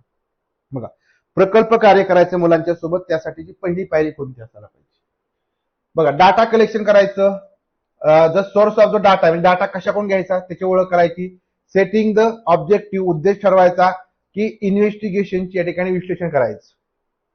आधी आपल्याला उद्देश या ठिकाणी ठरवावा लागेल ना. प्रकल्प जर करायचा असेल तर त्यासाठी तो प्रकल्प आपण नेमका का करतोय, कशासाठी करतोय, तर ही तुमची पहिली पायरी आहे. बरोबर ना. उद्देश का निर्धारण करणार. या ठिकाणी तुमचा उद्देश झाला की नंतर आपल्याला काय करायची, माहिती गोळा करायची. माहिती गोळा करण्यासाठी आपल्याला प्लॅनिंग करावं लागेल. हे प्लॅनिंग झाल्यानंतर ही जी आपण आकडे गोळा करायचे, तर ते आकडे कुठल्या कुठल्या स्रोतापासून या ठिकाणी मिळतील, तर ती या ठिकाणी आपल्याला ओळखावी लागतं, म्हणजे चिन्हित करावी लागतील. आणि नंतर मग आपण जे यातून माहिती मिळवली तर त्याचं आपल्याला विश्लेषण करावं लागेल. म्हणजे अशा प्रकारे बघा, पहिला तुमचा सी येणार आहे. 22 आज का बरं शाळा आहे का, सगळ्यांच्या सुट्ट्या नाहीत का, संख्या कमी का दिसते मला. सगळ्यांना सुट्टी असतील ना आज पंचमीच्या. ठीक आहे, हा पोळ्या वगैरे करत असणार ना, पण असे बघणारे भरपूर आहेत ना स्वयंपाक करता करता. पतंग उडाणारे भरपूर असतील आज. चला, एक शिक्षिका अपनी सामाजिक विज्ञान की कक्षा में पढ़ाई गई कई थीम्स से संबंधित अखबार के लेख अपने विद्यार्थियों को देती है. आता बघा, एक शिक्षिका आहे, ती काय करते, आपल्याकडून तिच्याकडून ज्या काही सगळ्या थीम शिकवल्या तर त्याच्या संबंधित जे काही वर्तमानपत्र आहे तर ते या ठिकाणी जे लेख असतील ते विद्यार्थ्यांना देते. थीम्सच्या संबंधित, त्या थीमच्या संबंधित जे काही लेख असतील ते विद्यार्थ्यांना देते. वह उन्हें लेख में उठाए गए मुद्दों के साथ कक्षा में पढ़ाए गए संप्रदायों के साथ जोडणे को कहती है. मग आता बघा, त्या लेखामध्ये जे काही मुद्दे असतील, त्या लेखामध्ये जे काही मुद्दे असतील, त्या कात्रणामध्ये जे काही मुद्दे असतील ते मुद्दे, आणि वर्गामध्ये जे जे शिकवले जे काही त्यांचे संकल्पना असतील तर त्याच्यासोबत ते मुद्द्यांना जोडायला लावते. त्या मुद्द्यांना ती काय करते, जोडायला लावते. तर मग अशा प्रकारे जर ही ऍक्टिव्हिटी केली तर इससे म्हणजे याच्यामुळे काय होईल, याच्यामुळे काय होईल, प्रस्तुति के मौखिक कौशलों का विकास होगा. म्हणजे develop oral presentation skill. Oral presentation skill जे आहे ते डेव्हलप होईल. त्यानंतर पता लगेगा की अखबारों के लेख पाठ्यपुस्तकों से अधिक प्रासंगिक है. म्हणजे त्यांना हे समजेल की जे अखबारामध्ये म्हणजे या ठिकाणी जे काही न्यूजपेपरमध्ये काही आर्टिकल येतात तर ते पाठ्यपुस्तकासोबत म्हणजे खूप प्रासंगिक असतात. जांच आधारित अधिगम को प्रोत्साहन होगा. जांच आधारित म्हणजे या ठिकाणी encourage inquiry based learning. Inquiry based learning या ठिकाणी काय होईल, प्रोत्साहित होईल किंवा त्याला या ठिकाणी प्रोत्साहन मिळेल. विश्लेषणात्मक कौशलों का विकास होगा. जे डेव्हलप अँड अनालिटिकल स्किल आहे तर ते डेव्हलप होईल.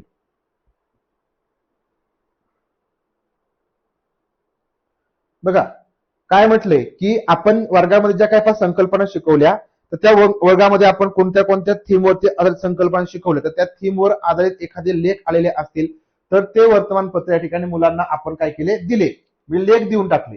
आणि उन्हें लेख में उठाए गए मुद्दे, त्या लेखामध्ये काय मुद्दे पण घेतलेले आहेत त्याच्यासोबत या ठिकाणी जे सांगितलेल्या शिकवले काय संप्रदायाच्या कन्सेप्ट आहे तर त्या जोडायला सांगितलं. थोडक्यात बघा, तुमचं प्रदूषण असेल किंवा समजा ठिकाणी म्हणजे ज्यावेळेस काही समजा लँडस्लायडिंगच्या वगैरे घटना घडत असतात, मग समजा त्याच्यामध्ये जे काही समजा जमीन वगैरे काय केली जाते, जंगलतोड वगैरे केली जाते किंवा समजा डोंगराच्या जवळपास घर वगैरे बांधली जातात, शेती करण्यासाठी जंगल कोरलं जातं, म्हणजे डोंगर कोरला जातो, त्यावेळेस मग पावसामुळे त्याची काय होते, म्हणजे पडझड होते. अशा प्रकारचे काय लेख आहेत.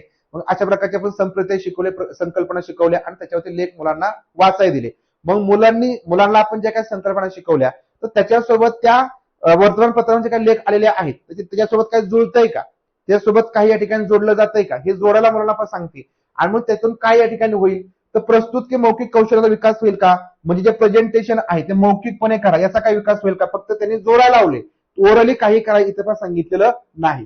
दुसऱ्यामध्ये म्हटले पता लगेगा की अखबारों के लेख पाठ्यपुस्तकों से अधिक प्रासंगिक है, म्हणजे त्यांना हे समजेल की जे आपले पाठ्यपुस्तक असतात ते मर्यादित असतात.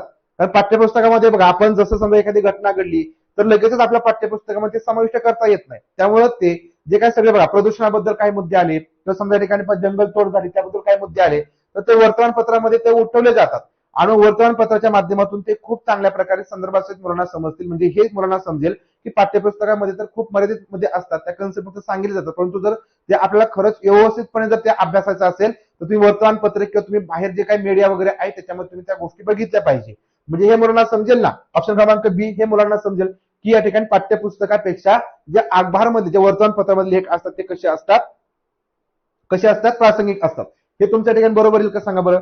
तुमचं काय हे चुकीचं येईल बघा, हे चुकीचं येईल. म्हणजे पाठ्यपुस्तकापेक्षा ते प्रासंगिक असतात हे चुकीचं येणार, हे चुकीचं येईल. कारण इथं म्हटलं म्हणजे अखबाराचे लेख हे पाठ्यपुस्तकापेक्षा प्रासंगिक आहे चुकीचे, कारण पाठ्यपुस्तकामध्ये सुद्धा मुद्दे महत्वाचेच असतात. त्यामुळे हे चुकीचं बघा. अधिक प्रासंगिक होईल याच्यामुळे चुकीचं आहे बघा, अधिक प्रासंगिक होईल हे चुकीचं आहे. हा इथं जर समजा आता इंग्रजीमध्ये त्याचा वेगळा प्रकार अर्थ होतोय. Help realise that newspaper articles are sorry more हा शब्द या ठिकाणी वाटला नाही. मोर आर्टिकल्स आर रिलेव्हंट द्यान पण शब्द येतो नाही का, त्यामुळे चुकीचं येईल बघा.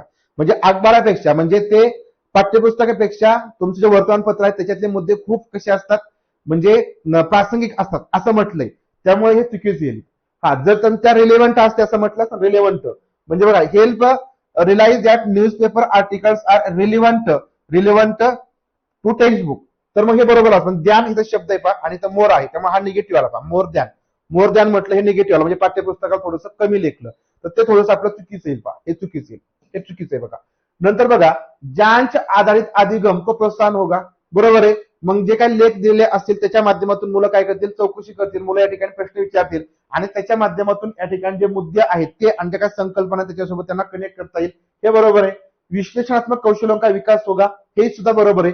कारण बघा मुलं जे काही वेगळ्या प्रकारच्या बातम्या आल्या त्याच्या माध्यमातून आणि या कन्सेप्ट शिकलेल्या आहेत त्याच्यामध्ये विश्लेषण करतील, चर्चा करतील आणि मग ह्या जे काही विश्लेषण कौशल्य आहे पहा ते विकसित तिथं होणार आहे. म्हणजे सी आणि डी फक्त तुमचं या ठिकाणी ए आणि बी मात्र चुकीचं आहे. सी आणि डी येईल तुमचं ऑप्शन क्रमांक बी येईल पहा, ऑप्शन क्रमांक बी येईल.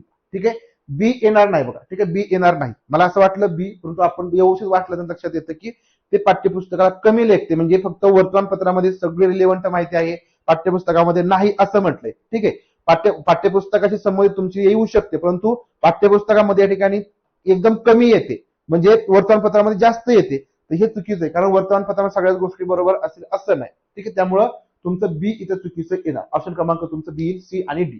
ठीक आहे, 23 बघा. कधी कधी बघा शब्द थोडेसे आपले घोळ करतात बघा, त्यामुळे शब्द थोडेसे बघत चला व्यवस्थित. शब्दाचा एखादा अर्थ नाही समजला की प्रश्न आपला चुकतो का पूर्ण. निम्नलिखित कथनों पर विचार करता सही विकल्प चुनी. आता बघा कथन 1 आणि कथन 2 दिले बघा, कथन 1 आणि कथन 2 दिलं. कथन 1 काय दिलं, विद्यार्थियों के लिए एक रुचिकर अधिगम प्रक्रिया बनाने के लिए एक शिक्षक परियोजना पद्धती का प्रयोग कर सकता है. म्हणजे विद्यार्थ्यांसाठी एक म्हणजे मनोरंजक अशा प्रकारची शिक्षण पद्धती किंवा प्रक्रिया बनवण्यासाठी शिक्षक काय करू शकतो, जी परियोजना पद्धती आहे प्रकल्प पद्धती आहे तर त्याचा वापर करू शकतो. बरोबर करू शकतो, तर यस हे बरोबर आहे, पहिलं विधान बरोबर येईल. कथन 2 मध्ये म्हटलं की परियोजना का आकलन परियोजना के पूरा होने पश्चात किया जाना चाहिए. परियोजना का आकलन परियोजना के पूरा होने पश्चात किया जाना चाहिए. म्हणजे जे प्रकल्प आहे प्रकल्पाचं जे मूल्यांकन आहे ते प्रकल्प पूर्ण झालं की लगेच केलं पाहिजे असं म्हणतंय. सांगा दुसरं विधान बरोबर आहे का चुक आहे. Assessment of the project should be done after the completion of the project, म्हणजे प्रोजेक्ट पूर्ण झाल्यानंतर त्या ठिकाणी आपण केलं पाहिजे असं म्हटलेलं आहे. दुसरं काय येईल, पहिलं तुमचं बरोबर आहे पण दुसरं तुमचं काय येणार चुकीचं येणार आहे. कारण ज्यावेळेस मुलं प्रकल्प कार्य करतात ना तर त्यावेळेस त्यांचे सगळे जे काही मधल्या ऍक्टिव्हिटी आहेत ते त्यांचं पण आपण मूल्यांकन केलं पाहिजे. बरोबर की नाही. समजा ते माहिती कशी गोळा करतायत, ते सर्वे कसा करतायत, कोणती मेथड तिथं वापरतायत, बाकी त्यांचं आकडे जी काही माहिती वगैरे गोळा करायचं विश्लेषण ते केलं जातंय का, रिपोर्टिंग कशा प्रकारे ते करतायत, नंतर त्याचं आपण म्हणू की प्रेझेंटेशन ते कशा प्रकारे करताय, चर्चा वगैरे होती का, या सगळ्या ज्या मधल्या गोष्टी असतात स्टेप बाय स्टेप त्याचं मूल्यांकन केलं पाहिजे. प्रोजेक्ट पूर्ण झाल्यानंतर मूल्यांकन करणं तर मग ज्या काय मधल्या ज्या गोष्टी असतील तर त्या मधल्या गोष्टीवरती त्याचा परिणाम होऊ शकतो. म्हणजे शेवटी फक्त आपण प्रकल्प बघितला आणि तो त्याच्या पाठीमागचं त्याला काही समजलं का नाही ह्याचं आपण मूल्यांकन आपण जर नाही केलं तर ते मूल्यांकन पण चुकीचं ठरेल. त्यामुळे हे जे विधान आहे ते चुकीचं आहे. म्हणजे कथन एक सही आणि दुसरं काही तुमचं गलत येईल. करेक्ट. 24 बघा.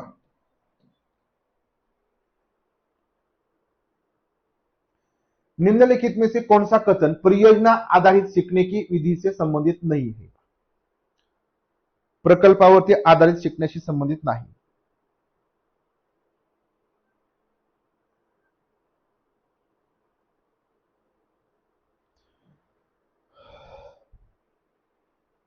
नाही विचारल्या. परियोजना आधारित शिकणे की विधीशी संबंधित नाही. प्रकल्प कार्यावरती आधारित शिकत असतानाशी संबंधित नाही. यह अनुरूपवादी दृष्टिकोन को बढ़ाती है. म्हणजे प्रोमोट्स अ कन्फर्मिस्ट व्यू. यह विद्यार्थियों के रचनात्मक कौशल को बढ़ाती है. यह विद्यार्थियों के समस्या समाधान कौशल को बढ़ाती है. यह विद्यार्थियों के पूछताछ कौशल को बढ़ाती है. आता बघा हे एकदम बरोबर आहे की तुमची इन्क्वायरी जे स्किल आहे ते विकसित करतं, प्रॉब्लेम सॉल्व्हिंग स्किल विकसित होतं, रचनात्मक म्हणजे क्रिएटिव्ह जे स्किल आहे ते डेव्हलप होतं. म्हणजे बी आणि सी आणि डी हे योग्य येईल. हे योग्य येईल ना. मात्र पहिलं जे आहे ते चुकीचं येईल की हे अनुरूपवादी दृष्टिकोन को बढ़ाती है. म्हणजे प्रोत्साहन देईल का, म्हणजे जो प्रोमोट्स अ कन्फर्मिस्ट व्ह्यू. कन्फर्मिस्ट व्ह्यू म्हणजे काय की या ठिकाणी एखाद्याने समजा एखादा दृष्टिकोन मांडला की तो सुद्धा या ठिकाणी माझा पण विचार तसाच आहे, म्हणजे या ठिकाणी त्याला आपण समर्थन द्यायचं. आपले पण काही विचार असतील ना तर ते आपण मांडले पाहिजे. बघा प्रकल्प कार्य केल्यानंतर ज्यावेळेस मुलं सर्वे करतील त्यावरती सगळी माहिती गोळा करतील, रिपोर्टिंग करतील, त्यावेळेस त्याबद्दलचा त्याचा दृष्टिकोन त्यांनी जे काही सगळ्या गोष्टी बघितल्या तो बदललेला असू शकतो ना. बरोबर ना. प्रत्येक दृष्टिकोन काहीतरी वेगळा असू शकतो. तो कायम तोच राहील का, अनुरूपवादी राहील का, कन्फर्मिस्ट राहील का, म्हणजे मी जे काय सांगितलं तेच खरं त्याने मानलं पाहिजे का, नाही ना. तरी जर प्रकल्प कार्य केलं तर त्याच्याबद्दलचं मत त्याचं बदलू शकतं किंवा ते कायम राहू शकतं, परंतु ते कायमच या ठिकाणी असं राहील असं नाही. त्यामुळे पहिलं जे आहे ते चुकीचं येईल. बाकी बघा रचनात्मक कौशल्य वाढवेल, समस्या समाधान कौशल्य वाढवेल आणि पूछताछ कौशल्य जे आहे ते विकसित करणार आहे. परंतु नाही म्हटलं नाही आहे तर ऑप्शन क्रमांक तुमचा ए हे नाही आहे. 25. वंदना मॅडम डी नाही बा. आपण बघितलं त्या सगळ्या गोष्टी तुमच्या प्रकल्प कार्यामधून विकसित होतील, समस्या समाधान होईल, तुमचं इन्क्वायरी होणार आहे. कारण बघा सर तुम्ही परियोजना कार्यामध्ये तुम्ही मुलं ज्यावेळेस जातील गावामध्ये वगैरे त्यावेळेस ती पूछताछ करतील ना, चौकशी करतील, प्रश्न विचारतील, त्याच्या माध्यमातून माहिती गोळा करणार आहेत. त्यामुळे डी तर सगळ्यात उपयुक्त आहे.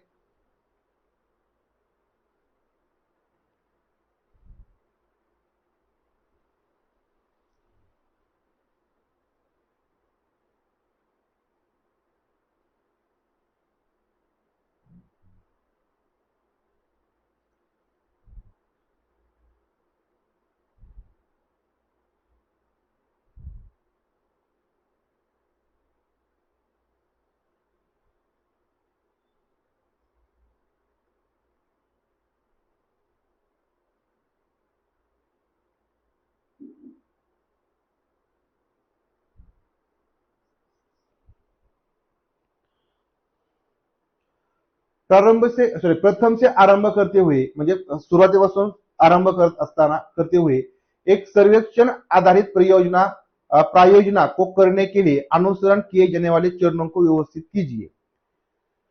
म्हणजे तुम्हाला काय करायचं आहे, एक प्रकल्प करायचा आहे तर त्याच्यासाठी सगळ्यात पहिल्यापासून म्हणजे क्रमाने काही ज्या क्रिया आहेत त्या सांगायच्या, त्या व्यवस्थित करायच्या आहेत क्रमापासून पहिल्यापासून. साक्षात्कार, रेकॉर्डिंग, नियोजन, प्रस्तुत करना, नियोजन, रिकॉर्डिंग, साक्षात्कार करना, नियोजन, साक्षात्कार करना, रिकॉर्डिंग, प्रस्तुत करना, नियोजन, रिकॉर्डिंग, साक्षात्कार करना, प्रस्तुत करना. पहिलं काय येईल बघा. इंटरव्ह्यू लगेच जमणार आहे का, इंटरव्ह्यू घेऊन लगेच जमेल का, नाही. प्रकल्प कार्यामध्ये इंटरव्ह्यू लगेच नको. डायरेक्ट प्रेझेंटेशन तुमच्या ठिकाणी नंतर येणार आहे. प्लॅनिंग केलं पाहिजे आधी. बरोबर, प्लॅनिंग केलं पाहिजे. प्लॅनिंग नंतर लगेच इंटरव्ह्यू. इंटरव्ह्यू आपण करू शकतो. प्लॅनिंग केला, आपण गावामध्ये गेलो, गावामध्ये मुलाखती घेतल्या लोकांच्या, बरोबर. नंतर ती जी काही मुलाखत आहे ती रेकॉर्ड केली, म्हणजे त्याचा रिपोर्ट लिहिला, बरोबर, रिपोर्ट लिहिला आणि रिपोर्ट लिहिल्यानंतर आपण त्याचं काय करू शकतो, वर्गामध्ये प्रेझेंटेशन करू शकतो, म्हणजे अहवालाचं प्रेझेंटेशन करू शकतो. ऑप्शन क्रमांक सी हा योग्य क्रम आहे. नियोजन करणं, साक्षात्कार म्हणजे मुलाखती घेणं, मुलाखतीच्या माध्यमातून माहिती येईल त्याचं रेकॉर्डिंग करणं आणि त्याचा रिपोर्ट करणं, प्रेझेंटेशन करणं, ऑप्शन क्रमांक सी मध्ये. इथं काय नियोजन, लगेच रिकॉर्डिंग म्हणलं, आधी रिकॉर्डिंग नाही ना, आधी तुमची मुलाखत यायला पाहिजे, आधी मुलाखत घ्या, लोकांच्या मुलाखती घ्या, त्यांच्याकडून माहिती गोळा करणार आणि मग त्याचा रेकॉर्ड बनवणार. त्यामुळे तुमचं सी हा सगळ्यात योग्य येईल. 26 परियोजना प्रतिवेदन रिपोर्ट के अंत में सामान्यतः दी गई संदर्भिका का उपयोग है. परियोजना प्रतिवेदन रिपोर्ट जो आहे पहा, रिपोर्ट आपण प्रकल्प कार्यामध्ये काय करतो, रिपोर्ट करू, तर त्याच्या शेवटी जी सामान्यतः जी संदर्भ देतो पहा, संदर्भ देतो, संदर्भिका असते पहा, की आपण कशाचा संदर्भ घेतला, तर त्याचा उपयोग काय. What is the use of bibliography, bibliography generally given at the end of the project report. बघा आपण जो काय प्रकल्प कार्य या ठिकाणी करतो, प्रकल्प कार्य प्रस्तुत, इथं आहे ना प्रस्तुत करणं, इथं आहे ना प्रस्तुत करणं, प्रस्तुत करणं आहे ना सी मध्ये. मॅडम तुम्ही बघितलं नाही का, सी मध्ये शब्द आहे ना प्रस्तुत करणं आहे की शेवटी. बघा आपल्याला रिपोर्ट आपण ज्यावेळेस करतो, अहवाल लिहितो, त्याच्या शेवटी काही संदर्भ ग्रंथ किंवा कशापासून आपण ते माहिती मिळवली त्याची संदर्भ सहित यादी दिलेली असते. त्याचा उपयोग काय होतो, त्याचा उपयोग काय होतो, त्याचा फायदा काय. यह उन दस्तावेजों का वितरण देती है जिनको परियोजनाएं बनाते समय अधिगमकर्ताओं ने उल्लेखित किया है. म्हणजे प्रकल्प कार्य या ठिकाणी करत असताना शिक्षकांकडून विद्यार्थ्यांकडून कोणकोणत्या म्हणजे सामग्रीचा वापर केला आहे, दस्तावेजांचा वापर केला आहे, तर हे या संदर्भिकामध्ये दिलेलं असतं. म्हणजे हे तुमचं पहिलं बरोबर आहे, बरोबर ना, पहिलं काय तुमचं बरोबर आहे. दुसऱ्यामध्ये म्हटलं यह प्रमाण है कि अधिगमकर्ताओं ने इन सामग्रियों को परियोजनाओं को विकसित करने के लिए एकत्रित किया था. म्हणजे हे एक प्रूफ असतो की विद्यार्थ्यांनी प्रकल्प कार्य करत असताना ही जी काही सामग्री आहे, ही जी काही समजा माहिती आहे, तर त्याचा उपयोग केला आहे, तर ते आपल्या संदर्भिकेमध्ये पण जोडलेलं असतं, म्हणून त्याचा फायदा हा होतो. नंतर बघा की अधिगमकर्ता वित्त विवरणों को उद्धरण देते समय क्षेत्र में किए गए कार्यों को श्रेय दे रहे हैं. बघा त्या संदर्भिकामध्ये या ठिकाणी कोणी मदत केली किंवा काय केलं याची या ठिकाणी माहिती दिली जाते का. म्हणजे बघा अधिगमकर्ता विवरणों का उद्धरण देते समय क्षेत्र में किए गए कार्यों का श्रेय दे रहे. म्हणजे ठिकाणी त्या क्षेत्रामध्ये नेमकं काय काम केलं त्याला ठिकाणी पण श्रेय देतात का, श्रेय देतील का, तर अजिबात नाही. ठीक आहे. म्हणजे बघा learning are giving credit, learners are giving credit to field work with citing details, तर याचं श्रेय ते देत नाहीत. यह परियोजना प्रतिवेदन रिपोर्ट के लिए अनिवार्य आवश्यकता है अंत सम्मिलित किया जाता है. आणि सगळ्यात महत्वाचं हे प्रकल्प कार्यासाठी ठिकाणी अनिवार्यच असतं की तुम्ही जी माहिती गोळा करता, जो काही रिपोर्ट तुम्ही करणार आहात, तो आधार काय आहे त्याचा, आधार तर महत्वाचा नाही. उगाच या ठिकाणी काही पण या ठिकाणी रिपोर्ट करून जमल का, जमणार नाही. तर त्यासाठी हे या ठिकाणी अनिवार्य केलं असतं. त्यामुळे फक्त तुमचं ए बी आणि डी बरोबर, सी मात्र ठिकाणी चुकीचं की तुम्ही एखाद्याला काय देता, एक क्रेडिट देता. क्रेडिट देण्यासाठी आपण ते करत नाही. तर ए बी आणि डी हे सगळ्यात उपयुक्त येईल, ऑप्शन क्रमांक डी येईल. ए मध्ये फक्त ए आणि बी म्हटलं तर हे पण आहे ना. बघा इथं काय म्हटलं, it is the mandatory requirement for the project report hymns it is included. हे बघा मॅन्डेटरी असतं ना. बघा प्रकल्प कार्य ज्यावेळेस आपण करतो त्यावेळेस तुम्हाला त्याचा खाली बघा आपण एखादा रिसर्च ज्यावेळेस करतो तर त्यावेळेस सुद्धा तुम्हाला खाली लिहावं लागते, संदर्भ ग्रंथ सूची द्यावी लागते आणि हे कंपल्सरी असतं. पहा संदर्भ सूची द्यावी लागते. तुम्ही त्याचा म्हणजे प्रकल्प कार्य किंवा अहवाल लिहित असताना तुम्ही आधार कशाचा घेतला, कारण हे तर द्यावं लागेल ना की तुम्ही कशाच्या आधारे केला तो प्रकल्प कार्य. तुम्ही कोणाच्या भेटीगाठी घेतल्या असतील, त्याच्यामध्ये तुम्ही कोणाला या ठिकाणी कोणी तुम्हाला मदत केली, तुम्हाला नेमकं काय काय मिळालं, कोणाकडून कोणती माहिती मिळाली, याबद्दल तुम्हाला जे काही संदर्भ स्रोत आहे ते संदर्भ स्रोतांची माहिती द्यावी लागते. हे कंपल्सरी असतं. म्हणून या ठिकाणी तुमचा डी पण बरोबर येईल, सी मात्र चुकीचं येईल. 27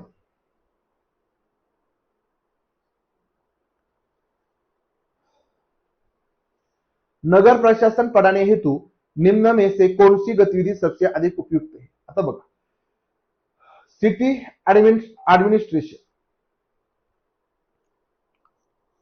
शहरी प्रशासन शिकवायचं आपलं, ग्रामीण प्रशासन झालं, शहरी प्रशासन झालं, सॉरी नगर प्रशासन आपल्याला शिकवायचं आहे. तर त्यासाठी नगर प्रशासन शिकवत असताना सगळ्यात चांगली ऍक्टिव्हिटी कोणती, सबसे उपयुक्त ऍक्टिव्हिटी कोणती? नगर निगम, नगर पंचायत का भ्रमण, म्हणजे नगर निगम जे आहे व्हिजिट द म्युनिसिपल कॉर्पोरेशन आणि नगर पंचायत. बघा, जी महानगरपालिका असेल किंवा नगर पंचायत आहे ते याचे काय करायचं, क्षेत्र भ्रमण करायचं. आता जर फील्ड ट्रिप जर केली तर नक्कीच आपल्याला पण नगर प्रशासन कसं चालतं हे समजेल, की नगर प्रशासनाच्या माध्यमातून काय काय या ठिकाणी केलं जातं. रस्त्याच्या सुविधा असतील, लाईटच्या सुविधा असतील, या सगळ्या गोष्टी पण दिल्या जातात. आणि मग बाकी सगळ्या गोष्टी कर वगैरे असेल हे जमा केलं जातं का, हे सगळं प्रशासन आपल्याला प्रत्यक्षात बघायला मिळेल. म्हणजे हे तर आपल्याला करावं लागेल. भ्रमण, बघा भ्रमण तुमचं सगळीकडे चालतं, भ्रमण तुमचं सगळ्यात उपयुक्त असतं. नंतर बघा काय म्हटलंय, पाठ्यपुस्तक में दिए गए पाठ की विषय वस्तू को समजाना, म्हणजे पाठ्यपुस्तकामध्ये जे काय कंटेंट दिलं तेवढंच फक्त समजलं तर ते उपयुक्त आहे का? हा उपयुक्त आहे, परंतु कमी उपयुक्त आहे. आपल्याला सबसे उपयुक्त म्हटले, त्यामुळे बी नाही येणार.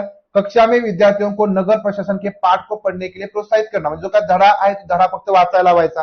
धडा वाचून तेवढं खूप चांगल्या प्रकारे समजेल का, तर अजिबात नाही, कमी महत्वाचे. अपने पड़ोस में सफाई सुविधा पर एक परियोजना करना, हा आपल्या आजूबाजूला जी काय पण स्वच्छता सुविधा दिलेल्या आहे त्याच्यावरती मुलांना प्रकल्प कार्य करायला लावला, तर मुलं जातील, चौकशी करतील, मुलं त्याबद्दलची माहिती गोळा करतील. म्हणजे अरे प्रशासन कसं चालतं.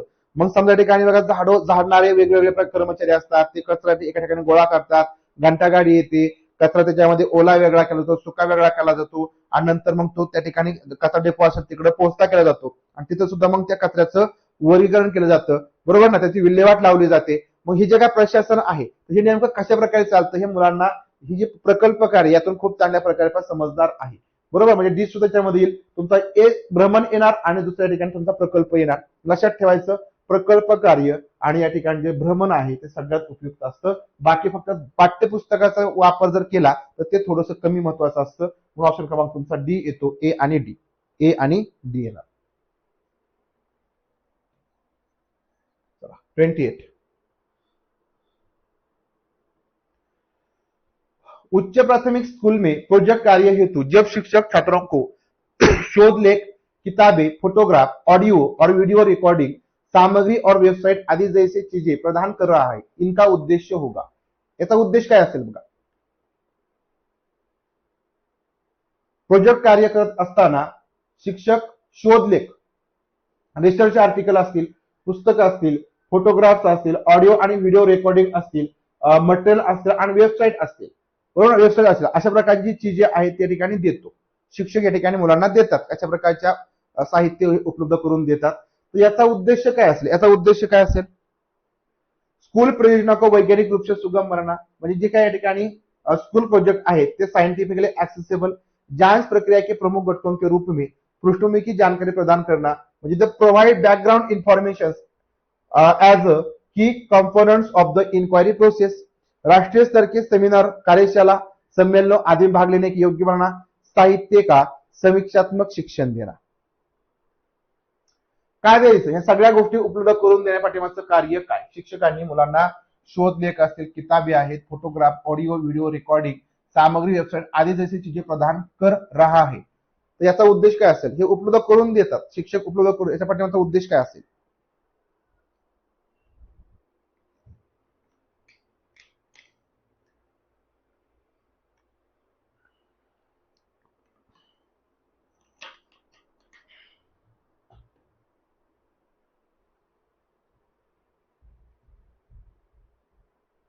बघा, आपल्याला वर्गामध्ये जो काही प्रोजेक्ट आहे तो सायंटिफिकली या ठिकाणी सहज सोपा बनवायचा म्हणून का, म्हणजे बघा सहज सोपा बनवावा म्हणून आपण देतो का, प्रोजेक्ट कार्य करत असताना तो फक्त सहज सोपा व्हावा म्हणून आपण या ठिकाणी मदत करतो का, तर अजिबात नाही. तर त्याच्यामध्ये मग काय कारण असतात की बाबा मुलांना नेमकं तुम्हाला जर समजा प्रोजेक्ट करायचा असेल तर त्याच्यासाठी कोणकोणत्या गोष्टींची आवश्यकता आहे, तर त्या गोष्टी फक्त उपलब्ध करून दिल्या, बरोबर, जशी गरज लागेल त्याप्रमाणे, आणि मुलं त्याच्यामध्ये पण रिसर्च करतील, मुलं त्याच्यामध्ये पण शोध करतील, अभ्यास करतील आणि त्यांना त्यांच्या प्रकल्पाच्या ज्या काही गोष्टी आहेत त्या काय करतील, यूज करतील. हा या ठिकाणी उद्देश असायला पाहिजे. मग बघा ऑप्शन क्रमांक तुमचा इथे बी येणार आहे की जांच प्रक्रिया के प्रमुख घटकों के रूप में पृष्ठभूमि की जानकारी प्रदान करना, म्हणजे या ठिकाणी आपण बॅकग्राऊंडला कोणती माहिती आवश्यक असते, म्हणजे तुम्हाला या ठिकाणी प्रिव्हियस नॉलेज कोणतं आवश्यक असतं. जर तुम्हाला एखादा प्रकल्प बनवायचा असेल त्यासाठी प्रिव्हियस नॉलेज पाहिजे ना मुलांना, की मग या गोष्टींची आवश्यकता असते. तुम्हाला कुठलाही एखादा प्रकल्प असू द्या, जनरली तुम्हाला एखादा शोध निबंध लागेल, शोध लेख लागेल, किताबे लागतील, फोटोग्राफ, ऑडिओ व्हिडिओ रेकॉर्डिंग लागेल, सामग्री लागेल आणि वेबसाईट लागेल. मग याच्या माध्यमातून तुम्ही काय करू शकता, याचा आधार घेऊन कुठलाही प्रकल्प तुम्ही बनवू शकता किंवा तुम्ही सर्वेक्षण करू शकता. मग हे या ठिकाणी याची माहिती या ठिकाणी फक्त शिक्षक मुलांना देत आहेत. मुलांना ते प्रत्यक्षात उपयोग नाही करायचा. मुलांना या ठिकाणी सुगम बनवायचं नाही. राष्ट्रीय स्तरावर या ठिकाणी भाग घेण्यासाठी मुलांना योग्य बनवायचं का? अजिबात नाही. किंवा साहित्याची समीक्षा करण्यासाठी मुलांना शिक्षण दिलं जातं का? तर अजिबात नाही. तर प्रकल्प जर कार्य करायचा असेल तर सगळ्या गोष्टींची गरज असते आणि मग त्याच्यासाठी म्हणजे सगळ्यात महत्वाचं तुम्हाला त्याच्या बॅकग्राऊंडला कोणकोणत्या गरजा असतात, कोणकोणत्या घटकांची गरज असते, हे या ठिकाणी मुलांना याची माहिती पण दिली जात आहे. याच्यासाठी पाहिजे साहित्य उपलब्ध करून दिलं जाते. ऑप्शन क्रमांक बी 29.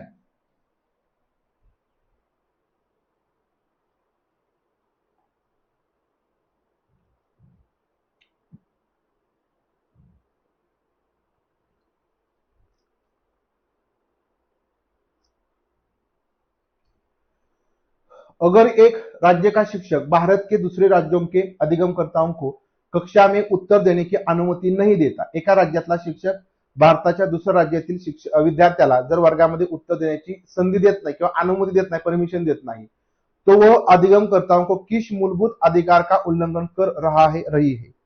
मग सांगा कुठल्या अधिकाराचं उल्लंघन या इथे शिक्षकाकडून होते? शोषण के विरुद्ध का अधिकार, संपत्ति का अधिकार, स्वतंत्रता का अधिकार, संवैधानिक उपचारों का अधिकार.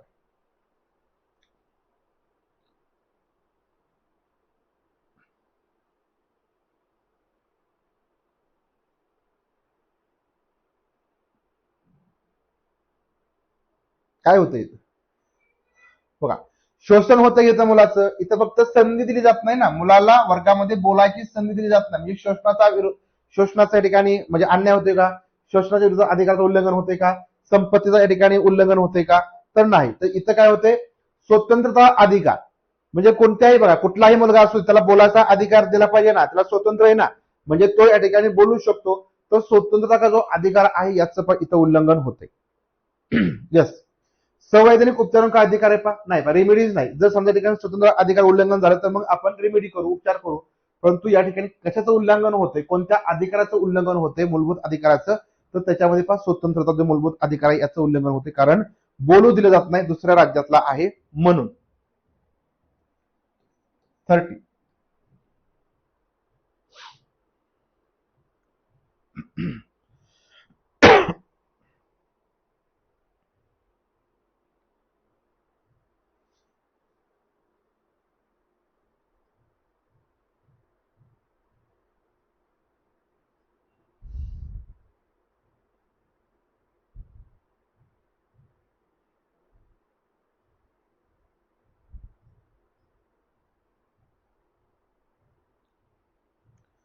मान लीजिए एक पुस्तक में निम्न कथन दिए गए हैं. आता ठिकाणी एक तुम्ही म्हणजे फक्त एक असं समजा की खालीलपैकी काही कथन पुस्तकामध्ये तुम्हाला दिलेली आहेत. हा, स्वतंत्रता दिली नाही, बोलायला स्वतंत्रता दिली नाही म्हणून स्वतंत्रता अधिकाराचं उल्लंघन होते. बघा, रजिया की कमजोरी एक रानी होने के नाते यह थी कि वह एक महिला के तौर पर पैदा हुई. बघा, रजिया जी रजिया आहे, रजिया सुलतान आहे, रजिया राणी आहे, तिची एक कमजोरी अशी होती, एक कमतरता अशी होती की ती एक महिला म्हणून या ठिकाणी तिचा जन्म झालेला होता. एक राणी म्हणून तिची ती कमजोरी होती. कारण बघा आता इथं समजून घ्या, राजा जर असेल तो जर जे म्हणजे राजा म्हणून तो पुरुष म्हणून जर पैदा झाला तर त्याला थोडेसे ठिकाणी अधिकार जास्त असतात किंवा तो स्ट्रॉंग असतो. पण तिची ही कमजोरी होती की एक राणी म्हणून ती या ठिकाणी ती कमजोरी कशामुळे होती, तर ती एक महिला म्हणून पैदा झाली होती. बी म्हटलं की अहिंसा का उपदेश देकर अशोक ने भारत को एक कमजोर देश बनाया है. म्हणजे ठिकाणी अहिंसेचा या ठिकाणी उपदेश देऊन अशोकाने भारताला एक कमजोर देश या ठिकाणी बनवलं. सांगा आता हे झाले या ठिकाणी दोन कथन झाले. हे दोन्ही कथनाबद्दल या ठिकाणी आपल्याला काय करायचे, विचार करायचा आहे. उपरोक्त कथन दर्शवते दोन्ही कथन काय करतात, जेंडर लैंगिक रूढीबद्ध धारणा आहे. बघा म्हणजे जेंडर लैंगिक रूढीबद्ध धारणा आहे, अहिंसा का बढ़ावा देता है, शांति को बढ़ावा देता है, केवळ पुरुष ही शासन चला सकते है. सांगा काय होतं या दोन विधानामधून, काय जाणवतं तुम्हाला, नेमकं काय केलं जातं इथं.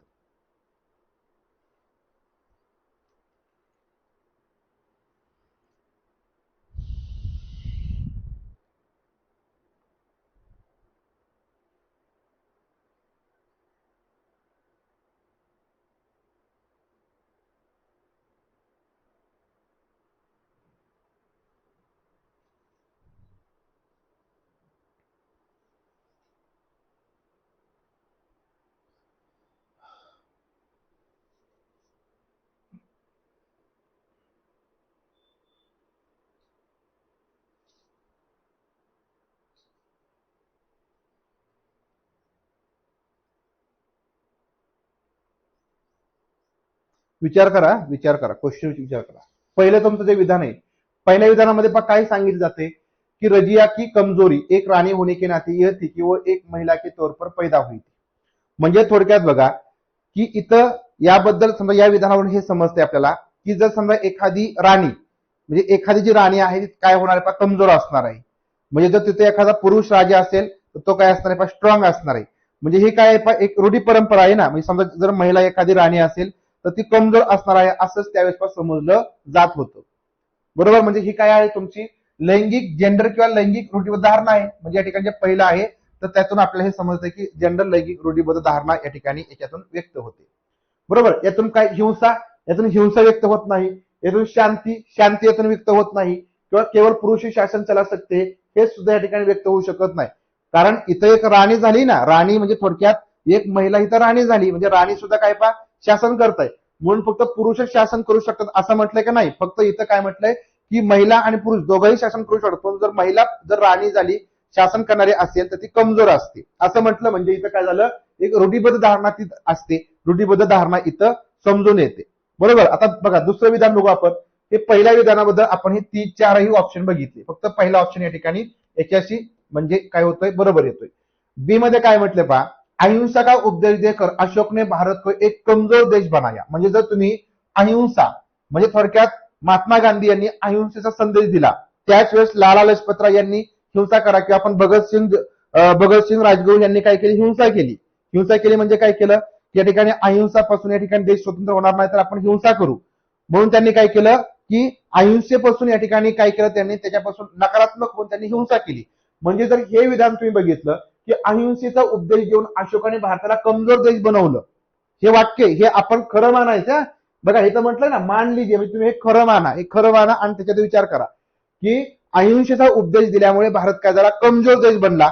आणि मग भारताला जर तुम्हाला स्ट्रॉंग करायचं असेल तर काय करावं लागेल, हिंसा करावी लागेल. म्हणजे बघा मग इथं तुम्हाला ह्या विधानामधून काय होईल, एक तर पहिल्या विधानामधून तुमची जेंडर लैंगिक रूढीबद्ध धारणा ही समजते आणि दुसऱ्या ह्याच्यामधून तुम्हाला हिंसेला बढावा मिळतोय, हिंसेला प्रोत्साहन दिलं जाते. कारण अहिंसेमध्ये कमजोर होतोय तर काय करा, हिंसा करा. म्हणजे हिंसा होईल पा. याच्यामुळे ह्या शांती होईल का, अहिंसेमुळे अहिंसेचा उपदेश जर दिला तर भारत कमजोर झाला म्हणून शांत होईल का देश, शांतीचा उपदेश बढावा मिळणार आहे का, तर अजिबात नाही. फक्त आणि केवळ पुरुष शासन चला शकते हे यातून आपल्याला जाणवतं या दोन विधानामधून, हे जाणवत नाही. म्हणून तुमचं फक्त ए आणि बी या दोनच गोष्टी पण जाणवतात ऑप्शन क्रमांक ए मध्ये. प्रश्न समजला का सांगा, प्रश्न समजला का. प्रश्न बघा व्यवस्थित समजला तर या ठिकाणी याचं उत्तर तुम्हाला येणार आहे. काय फक्त काय बघायचं तुम्हाला की ही जी दोन्ही विधानं आहेत ती खरी आहेत असं तुम्हाला समजायचे आणि त्या विधानामधून तुम्हाला यापैकी काय होतंय तर ते फक्त आपल्याला काय करायचं सांगायचं होतं. शांतीला प्रोत्साहन याच्यातून कुठल्याही विधानामधून मिळत नाही आणि फक्त पुरुषच शासन चालवू शकतात हेही आपल्या या विधानामधून जाणवत नाही. हा जेंडर लैंगिक रूढीबद्ध धारणा आहे यातून आपल्याला समजते की महिला कमजोर असतील, राणी जर झाली किंवा काही असेल तरी. आणि या ठिकाणी अहिंसेमुळे या ठिकाणी देश जर कमजोर होत असेल तर त्या ठिकाणी हिंसेला प्रोत्साहन दिले जाते. म्हणजे जर समजा आपण म्हटलं की अहिंसा या ठिकाणी काय करते, देशाचं नुकसान करते, मग साहजिकच या ठिकाणी काय म्हणतील पुढचे लोक की नाही मग हिंसा करा, देश आपला खूप उच्च स्थानी जाईल. मग या ठिकाणी तुम्हाला हिंसेला प्रोत्साहन मिळते ऑप्शन क्रमांक बी मध्ये. बरोबर. ऑप्शन क्रमांक तुमचा ए आणि बी, ए आणि बी या ठिकाणी तुमचं करेक्ट आहे. ए आणि बी म्हणजे तुमचं उत्तर ए आहे. 31.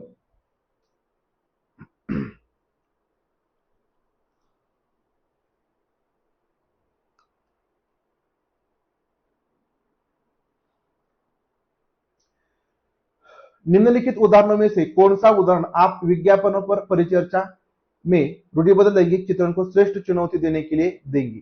आता बघा प्रश्न समजून घ्या. तुम्हाला काय करायचं आहे, जेंडर डिपिक्शन आहे तर त्याला काय करायचंय, जे स्टिरियोटाइप आहे त्याला सगळ्यात महत्वाचं चॅलेंज करायचंय. आणि तो चॅलेंज करण्यासाठी सगळ्यात उपयुक्त कोणते असं विचारलंय बघा.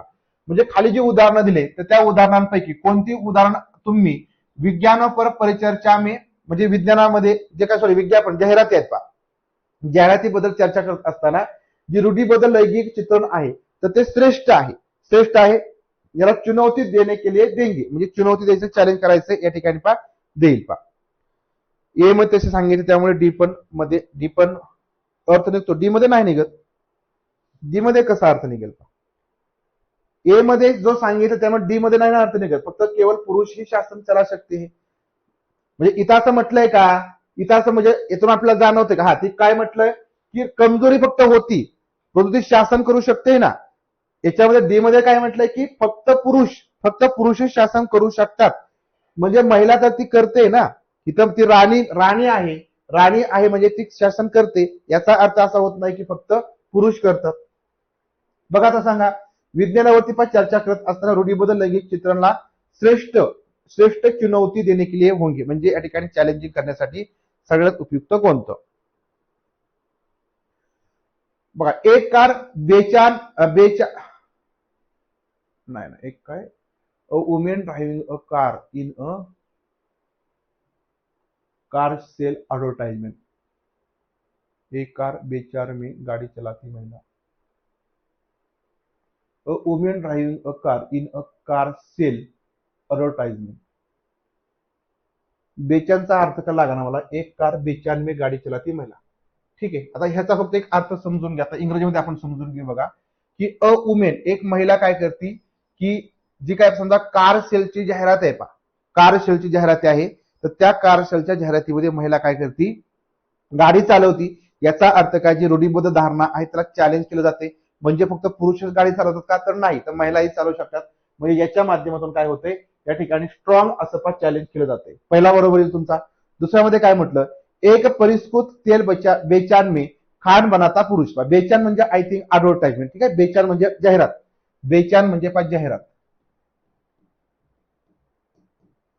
ठीक आहे, एक परिष्कृत तेल बेचान में खाना बनाता पुरुष. म्हणजे याच्यामध्ये पण होतंय की नाही की फक्त महिलाच या ठिकाणी खाना बनवतात का, तर नाही ना. म्हणजे काय बघा, a man cooking food in a refined oil advertisement. म्हणजे रिफाइंड ऑइल जी ऍडव्हर्टाइजमेंट एक दिली त्याच्यामध्ये पुरुष, म्हणजे बघा पुरुष पण काय करतोय, जेवण बनवतोय. म्हणजे इथं पण जी रूढीबद्ध धारणा आहे त्याला चॅलेंज केलं जातंय ना. रूढीबद्ध धारणा काय आहे, फक्त महिला खाना बनवतात, जेवण बनवतात, असं आहे का, नाही. तर मग जाहिरातीमधून जर समजा हे दाखवून दिलं की पुरुष पण या ठिकाणी जेवण बनवतात, तर जी रूढीबद्ध धारणा आहे पुरुषांनी स्वयंपाक करायचा नाही, त्याला चॅलेंज दिलं जातं. म्हणजे बी या ठिकाणी काही बरोबर येतं. बरोबर.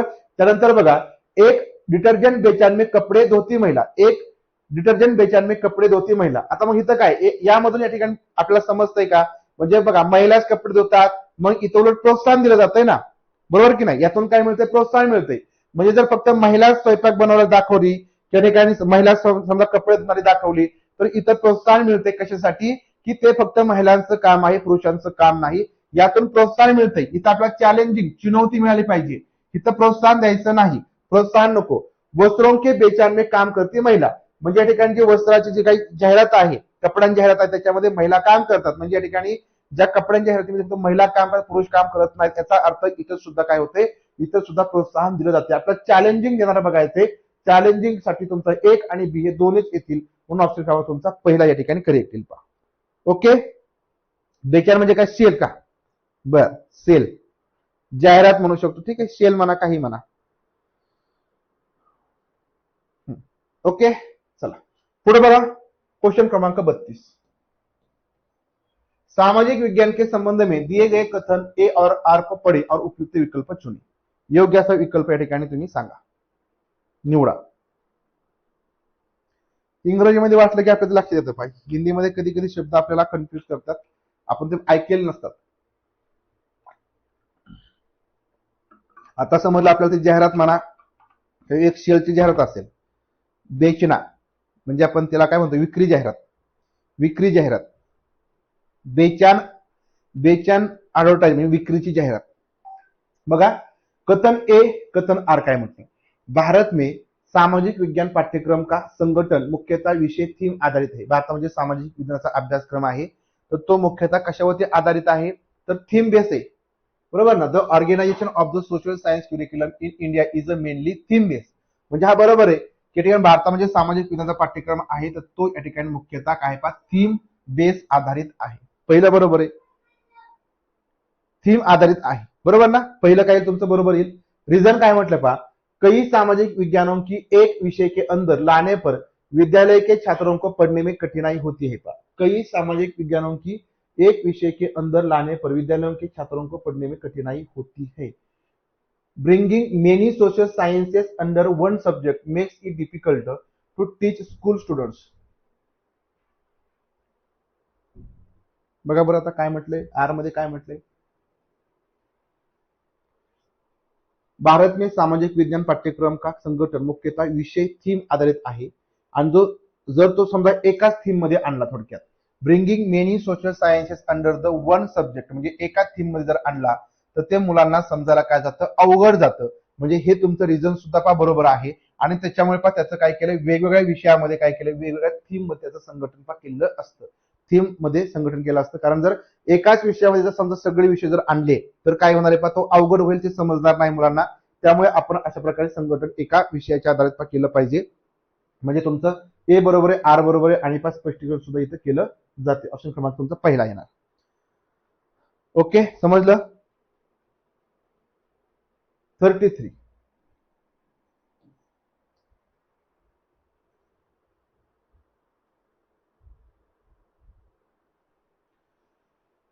सामाजिक विज्ञान के बारे में कथन ए और आर को पढ़ी तथा उपयुक्त विकल्प का चयन कीजिए. कथन ए काय म्हटलं पा, दूसरे विषयों की तुलना में स्कूली पाठ्यचर्या में सामाजिक विज्ञान को कम महत्व मिलता है. बघा, दुसऱ्या विषयांच्या तुलनेमध्ये जो सामाजिक विज्ञानाचा अभ्यासक्रम आहे तर त्याला कमी महत्व दिलं जातं.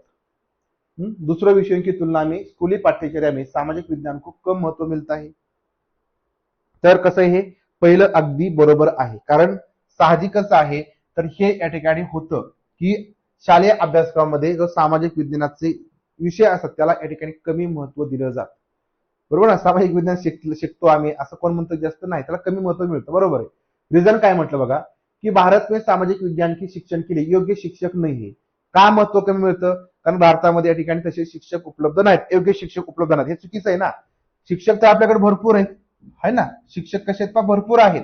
म्हणजे विज्ञान म्हणजे तुम्हाला इतिहास शिकवणारे शिक्षक नाहीत असं नाही, तर भरपूर आहेत असे शिक्षक आहेत. परंतु त्याला आपण महत्वच कमी दिलं जातं किंवा त्याला तेवढा पुढे फायदाच नाही ना. जर समजा तुमचं विज्ञान शिकल्यानंतर तुम्हाला कंपनीमध्ये जॉब मिळतो, तर समाजशास्त्र शिकल्यानंतर काय, म्हणजे असा प्रश्न पडतो ना. त्यामुळे त्याला महत्व कमी दिलं जातं. म्हणून तुमचं पहिलं या ठिकाणी बरोबर येईल, दुसरं काही चुकीचं येईल, तिसरा ऑप्शन येईल ए सही आणि आर गलत. ए सही आणि आर गलत. 34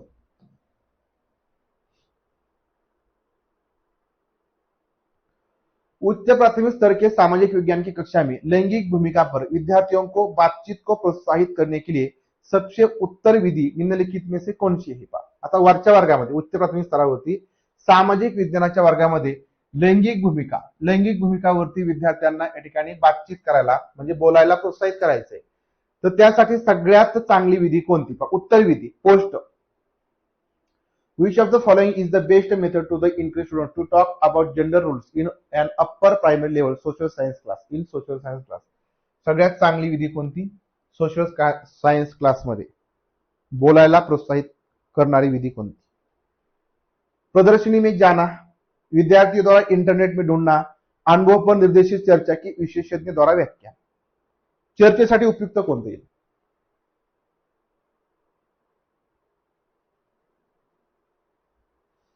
तुम्ही पाठीमागे राहिलाय बरं का मॅडम, वंदना मॅडम, तुम्ही बॅक राहिलाय. तुम्ही काय करा, गो लाईव्ह वरती क्लिक करा मॅडम. गो लाईव्ह वरती क्लिक करा, म्हणजे तुम्ही सगळ्यांसोबत येणार. तुम्ही पाठीमागे राहिलाय मॅडम. वंदना मॅडम, गो लाईव्ह वरती क्लिक करा, सगळ्यांसमोर तुम्ही येणार. पहा इंटिग्रेट आहे ना, इंटिग्रेट आहे, परंतु एकाच थीम मध्ये जर सगळं बसवलं, बरोबर. त्यांनी काय म्हटलं होतं की जर समजा हे सगळं एकाच थीम मध्ये बसवलं, बघा तिथं काय म्हटलं बघा, कई सामाजिक विज्ञानों की एक विषय के अंदर लाने पर, म्हणजे सगळे जे सामाजिक विज्ञान विषय आहेत ते फक्त एकाच थीम मध्ये बसवले. तिथं पहिला ऑप्शन काय पहा, भारत में सामाजिक विज्ञान पाठ्यक्रम का संघटन मुख्यतः विषय थीम वेगवेगळ्या थीम आहेत ना, आणि मग वेगवेगळ्या थीम मध्ये जे काही घटक आहेत ते बसवलेले असतात. जसं ईव्हीएस आहे, जर समजा तुम्ही एकाच विषयामध्ये म्हणजे थोडक्यात एकाच थीम मध्ये जर सगळं बसवलं तर ते मुलांना समजेल का, सगळंच एकाच थीम मध्ये जर बसवलं तर समजणार नाही. त्यामुळे त्याच्या वेगवेगळ्या थीम केल्यात. म्हणजे समजा तुमचं पाणी आहे, अन्न, वस्त्र, निवारा, यामध्ये जर त्यांचं या ठिकाणी वर्गीकरण केलं, त्या थीम मध्ये ते विषय टाकले तर ते मुलांना खूप चांगल्या प्रकारे समजतं. एकाच थीम मध्ये सगळ्या ठिकाणी आणलं तर मुलांना ते समजणार नाही. म्हणून ते तुमचं काय पा बरोबर आहे. म्हणून हे बरोबर आहे, यात योग्य स्पष्टीकरण करते. थोडं पुढे या मॅडम, पुढे या. तुम्ही बॅक राहिलाय, तुम्ही पाठीमागे राहिलाय. बघा आता इथं सांगा, इथं तुम्हाला जे अनुभव पर निर्देशित चर्चा आहे ही करावी लागेल. म्हणजे याच्या माध्यमातून मुलांना बोलायला प्रोत्साहन मिळेल. म्हणजे guided discussion on experiences, guided discussion on experiences, याच्यावरती काय होईल, मुलांना प्रोत्साहन मिळेल बोलण्यासाठी. 35 क्वेश्चन 35 बघा. कक्षा 6वी इयत्ता 6वी की इतिहास की पाठ्यपुस्तक की प्रत्येक पाठ की शुरुआत एक युवा लड़की या लड़के के द्वारा की गई है.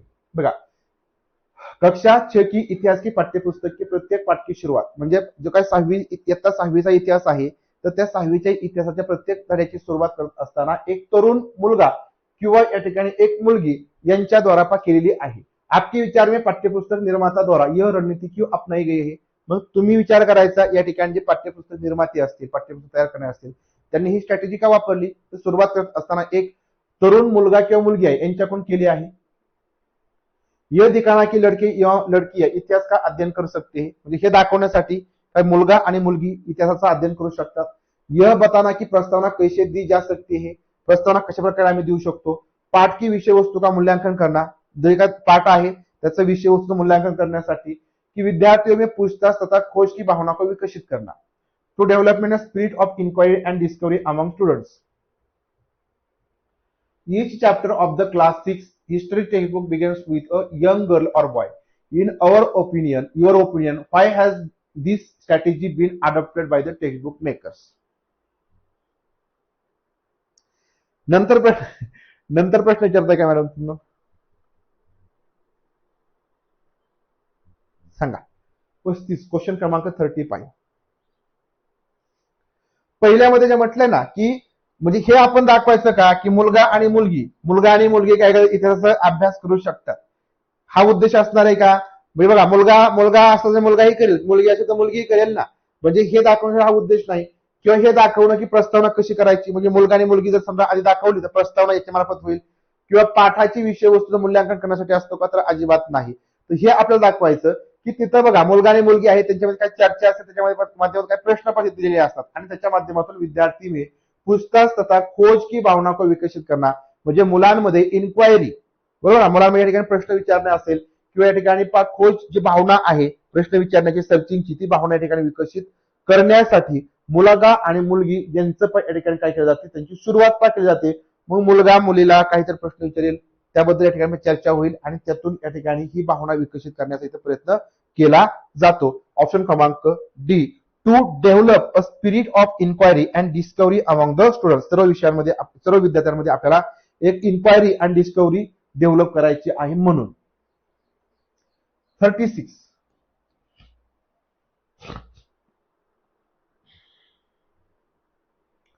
विद्यार्थियों को लैंगिक मुद्दों तथा लैंगिक भेदभाव में सामाजिकरण की भूमिका के प्रति संवेदनशील बनाने के लिए स्कूलों को निम्नलिखित में से क्या करना चाहिए. लैंगिक मुद्दे असतील, लैंगिक भेदभाव आहे, ठीक आहे. तर लैंगिक भेदभाव में सामाजिकरण की भूमिका, म्हणजे लैंगिक मुद्दे आणि लैंगिक भेदभाव याच्यामध्ये सामाजिकरणाचं महत्वाचं काम असतं, म्हणजे सामाजिकरणाची भूमिका, ते याच्याप्रती संवेदनशील बनवायचं आहे. तर या ठिकाणी स्कूलों को निम्नलिखित में से क्या करना चाहिए, शाळांनी काय केलं पाहिजे. लैंगिक मुद्दे असतील किंवा लैंगिक भेदभाव असेल याच्यामध्ये सामाजिकरण करत असताना शाळेची काय भूमिका आहे पहा. लैंगिक भेदभाव में सामाजिकरण की भूमिका, सामाजिकरणाची भूमिका काय असते, याच्याप्रती मुलांना संवेदनशील बनवायचे, तर शाळेने खालीलपैकी काय केलं पाहिजे. अध्यापकों को केस अध्ययन के लिए कहना चाहिए तथा उनसे अच्छे उदाहरण मांगने चाहिए. म्हणजे जे काय चांगली उदाहरणं आहेत त्या ठिकाणी घ्यायची. ऐसे नियम बनने चाहिए जिससे लड़के लड़कियों के साथ भेदभाव का व्यवहार नहीं कर सकते. बघा, भेदभावाचा व्यवहार करू शकत नाही अशा प्रकारचे नियम या ठिकाणी बनवून जमणार आहे का, तर अजिबात नाही. टीम शिक्षण को प्रोत्साहित करना चाहिए तथा पुरुष और महिला अध्यापकों को शामिल करना चाहिए. टीम टीचिंग म्हणजे जे समूह शिक्षण आहे त्याला प्रोत्साहित केलं पाहिजे आणि पुरुष आणि महिला अध्यापक यांना पण शामिल केलं पाहिजे. तर फक्त मग हे करून जमेल का, अजिबात नाही. नंतर प्रख्यात और विद्वान वक्ताओं को आमंत्रित करके लैंगिक संवेदनशीलता पर सेमिनार, फक्त सेमिनार देऊन जमेल का, तर अजिबात नाही. काय केलं पाहिजे बघा, की teacher should be asked for a case study. काय केलं पाहिजे, केस स्टडी केला पाहिजे. सगळ्यात महत्वाचं काय पहा, केस स्टडी. केस स्टडीच्या माध्यमातून या ठिकाणी सगळ्यात महत्वाचं जे लैंगिक मुद्दे असतील ना, लैंगिक मुद्दे असतील किंवा लैंगिक भेदभाव असतील, तर याच्यामध्ये सामाजिकरणाची भूमिका काय असते. ज्यावेळेस सोशलायझेशन होतं, बरोबर ना, सोशलायझेशनची प्रक्रिया होते, त्याच्यामध्ये कारण सामाजिकतेच्या माध्यमातून, सामाजिकरणाच्या माध्यमातून मुलांच्या ठिकाणी जी लैंगिक भावना किंवा आपण म्हणूया की जी लैंगिकता आहे किंवा या ठिकाणी त्याबद्दल या ठिकाणी भेदभाव आहे तो डेव्हलप होतो ना, की या ठिकाणी मुलांनी हे काम केलं पाहिजे, मुलींनी हे काम केलं पाहिजे, किंवा मुलगा मुलीपेक्षा कसा वेगळा आहे, तर हे सगळं सामाजिकरण या ठिकाणी सांगतं. म्हणजे तुमची आई वडील सांगतील, भाऊ सांगेल, किंवा या ठिकाणी आपल्या आजूबाजूचे जे लोक आहेत ते सांगतील, किंवा समाजामध्ये गेल्यानंतर आपल्या मित्रमैत्रिणी सांगतील, आणि मग याच्या माध्यमातून काय होतं, भेदभाव होतो. बरोबर ना. मग काय करावं लागेल, की या ठिकाणी आपल्याला संवेदनशीलता बनवायची ना, याच्याप्रती काय बनवायचे, संवेदनशील बनवायचे, म्हणजे सेन्सिटिव्हिटी निर्माण करायची. मग यासाठी आपल्याला ज्या मुलांना म्हणजे अध्यापकांनी काय केलं पाहिजे, केस अध्ययन केले कळण्याचे आहे. म्हणजे या ठिकाणी एक केस स्टडी करा, म्हणजे खरंच या ठिकाणी सामाजिकरणाची भूमिका याच्यामध्ये असते का, भेदभाव आणि लैंगिक मुद्दे. तर यासाठी आपण केस स्टडी करायची आणि त्याची जी काही चांगली उदाहरणं आहेत ते आपण याच्यामध्ये मागू शकतो. म्हणजे teachers should be asked for a case studies and good example should be sought from them. म्हणजे त्यांच्यापासून जी काही चांगली उदाहरणं आहेत ती आपण गोळा केली पाहिजे, आणि याच्या माध्यमातून सामाजिकरणाची जी काही भूमिका आहे ती लैंगिक भेदभाव असेल किंवा लैंगिक मुद्द्यामध्ये किती आहे, आणि याबद्दल या ठिकाणी संवेदनशील मुलांना या ठिकाणी आपण बनवू शकतो. ऑप्शन क्रमांक तुमचा पहिला येईल. बाकीचे एवढे या ठिकाणी बघा, इथं बा भेदभाव म्हटलं असं करू नका असं आपण नियम नाही करू शकत, किंवा टीम शिक्षण प्रोत्साहित करा, या ठिकाणी पुरुष आणि महिला अध्यापकांना फक्त समाविष्ट करा. इथं आपण समाजामध्ये सामाजिकरणाची भूमिका म्हटले, तेव्हा फक्त वर्गामध्ये मुलगा आणि मुलगी किंवा शिक्षक आणि शिक्षकांनी एकत्र केलं त्यामुळे मुलं संवेदनशील बनणार नाही, तर त्यांना केस स्टडी करावी लागेल आणि चांगली उदाहरणं आपण घेतली पाहिजे, याच्या माध्यमातून चर्चा करता येईल. म्हणून ऑप्शन क्रमांक तुमचा पहिला या ठिकाणी करेक्ट येईल. 37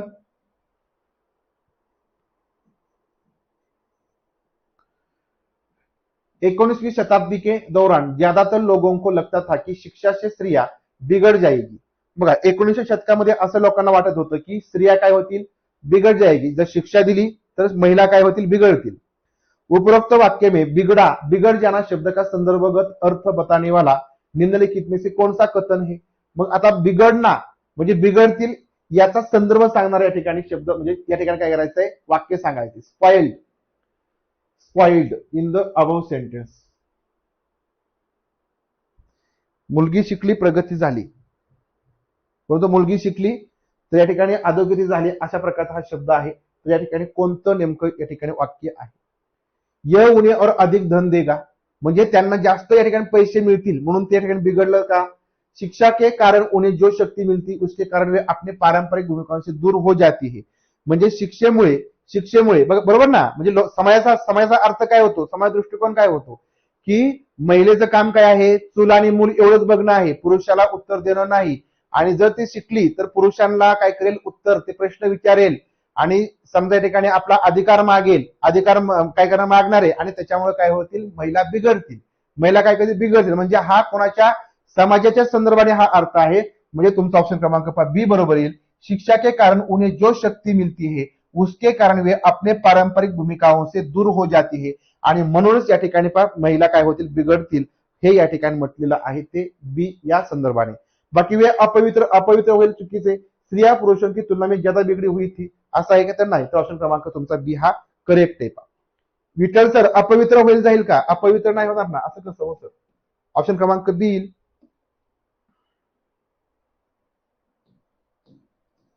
38.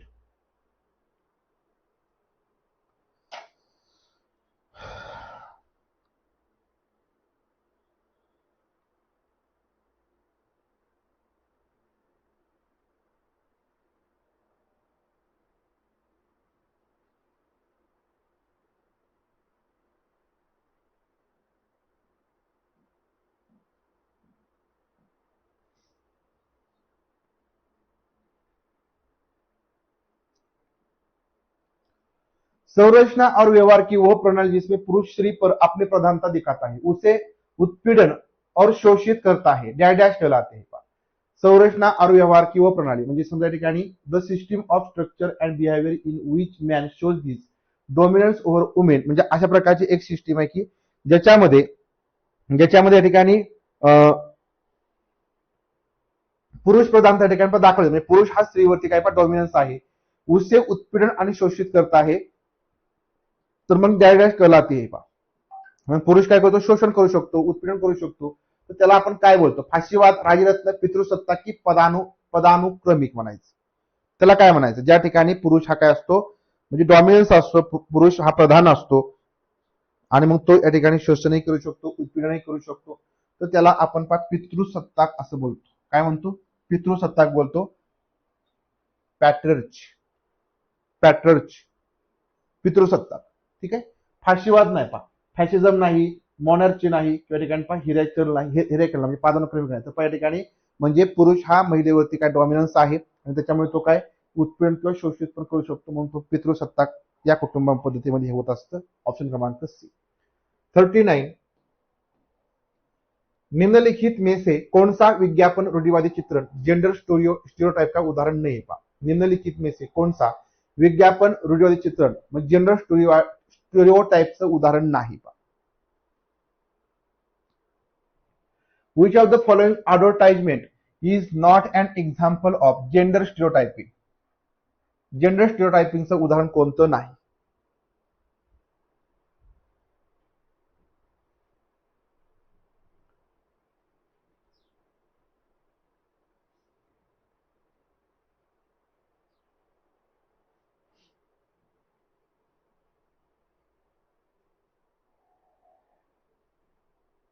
बघा, जेंडर स्टीरियोटाइप मध्ये तुमच्या लक्षात आलं असेल की आपण महिला आणि पुरुष यामध्ये भेदभाव करू.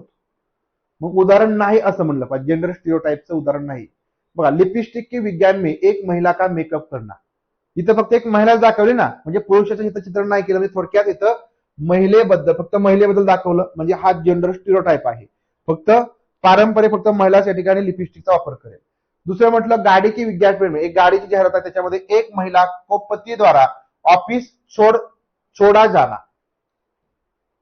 गाड़ी की विज्ञापन में एक महिला को म्हणजे महिलेला पती कडून सोडलं जातं, म्हणजे महिला पण गाडी चालवू शकते ना. म्हणजे इथं काय फक्त पुरुष हे काम करू शकतो, महिला करणार नाही, म्हणजे हे जेंडर स्टीरियोटाइप आहे, म्हणजे रूढी परंपरा आहे. स्पोर्ट्स जूते के विज्ञान में एक लड़की फुटबॉल खेळती. बघा, या ठिकाणी एक स्पोर्ट्सचं या ठिकाणी दुकान आहे आणि त्याच्यामध्ये महिला काय करते, जाहिरात आहे, त्याच्यामध्ये काय करते, महिला फुटबॉल खेळती. मग या ठिकाणी मला सांगा, तर इथं फक्त पुरुष पाहिजे होता, फक्त महिला पण दाखवली गेली, म्हणजे याचा अर्थ काय? तर हे तुमच्या ठिकाणी जे जेंडर स्टीरियोटाइप आहे त्याला रूढी परंपरेला काय देतं, चॅलेंज करते. चाय के विज्ञान में एक माँ सुबह चाय बनाती है, म्हणजे फक्त महिलेचं काम हेच आहे म्हणून तेच दाखवलं, म्हणजे उलट इथं प्रोत्साहन दिलं जाते. बघा, इथं प्रोत्साहन महिलेला दिलं जाते, इथं पुरुषाला प्रोत्साहन दिलं जाते आणि इथं फक्त महिला प्रोत्साहन दिलं जाते. आणि याच्यामध्ये मात्र चॅलेंज केलं जाते की फक्त पुरुषांची मक्तेदारी नाही फुटबॉल खेळणं, तर महिलेची सुद्धा आहे, म्हणजे जेंडर स्टीरियोटाइप इथे काय होते, चॅलेंज होते. म्हणजे हे तुमचं त्याचं उदाहरण नाही, म्हणजे रूढी परंपरेचे हे उदाहरण नाही. लक्षात आलं? ऑप्शन क्रमांक सी. शेवटचा क्वेश्चन बघा,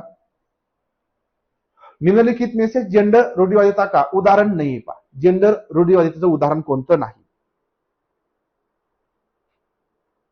चला, नंतर आपण पण जास्त क्वेश्चन घेणार आहोत. इथून पुढे जेवढे काय आपण मॅरेथॉन घेणार ना, तुमचं एसएसटी वगैरे असेल, ते सगळे तुमच्यासाठी उपयुक्त असतील, लक्षात घ्या, कारण असेच क्वेश्चन तुम्हाला परीक्षेमध्ये विचारले जातील. निम्नलिखित में से जेंडर रूढ़िवादिता का उदाहरण नाही पाहिजे. एक एक एक एक कन्सेप्ट तुमची ते क्लिअर होती. आपण परियोजना कार्य प्रकल्प कार्यावरती भरपूर सारे क्वेश्चन बघितले. हे तुमचं सगळं जेंडर रूढ़िवादिता आहे. पुढचा जो सेशन होईल तो सुद्धा तुम्हाला याच्याशीच पण निगडीत असेल. म्हणजे पुढच्या एक एक कन्सेप्ट वरती आपण म्हणजे एका एका कन्सेप्ट वरती क्वेश्चन घेतोय, ज्याच्यामुळे तुमच्या त्या कन्सेप्ट अगदी क्लिअर होतील. आता कोणतं उदाहरण आहे पाहिजे जेंडर रूढ़िवादितेचं? सिर्फ लड़कियों को कक्षा का बोर्ड सजाने के लिए कहा जाता है. म्हणजे या ठिकाणी काय आहे, फक्त मुलींनीच काय करायचं, जो काही वर्गाचा बोर्ड आहे तो या ठिकाणी सजवायचा. हालांकि लड़के कक्षागत चर्चा में दबदबा बढ़ाने का प्रयास करते, लेकिन लड़कियों लड़कों दोनों की सहभागिता को प्रोत्साहित किया जाता है. इथं जेंडर रूढ़िवादिता नाही. याच्यामध्ये पास जेंडर रूढ़िवादिता आहे, कक्षा में अनुशासन बनाए रखने के लड़कों या लड़कियों को अलग अलग पंक्तियों में बिठाना. म्हणजे बघा, म्हणजे पोरांना आणि मुलींना वेगवेगळ्या ठिकाणी रांगेमध्ये बसवणं, हे पास जेंडर रूढ़िवादिता आहे. सिर्फ लड़कों को फुटबॉल टूर्नामेंट में भाग लेने के लिए प्रोत्साहित किया जाता है. म्हणजे या ठिकाणी इथं जेंडर बायस म्हणजे थोडक्यात जेंडर रूढ़िवादिता आहे, परंतु बी मध्ये मात्र नाही. ठीक आहे, चला, समजलं का सांगा? कन्सेप्ट बघा तुमच्या बऱ्याच भाग क्लिअर झालेल्या असतील. आणि हे बघा, असेच तुम्हाला क्वेश्चन पेपर मध्ये विचारले जातील, ज्या काय सगळे आपण कन्सेप्ट बघतोय त्यानुसार.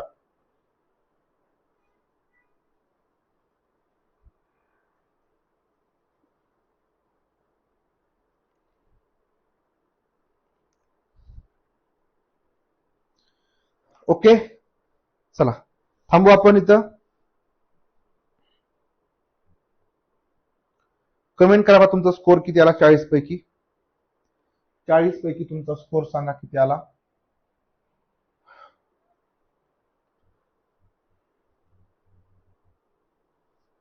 ठीक आहे, चला थांबू आपण इथं.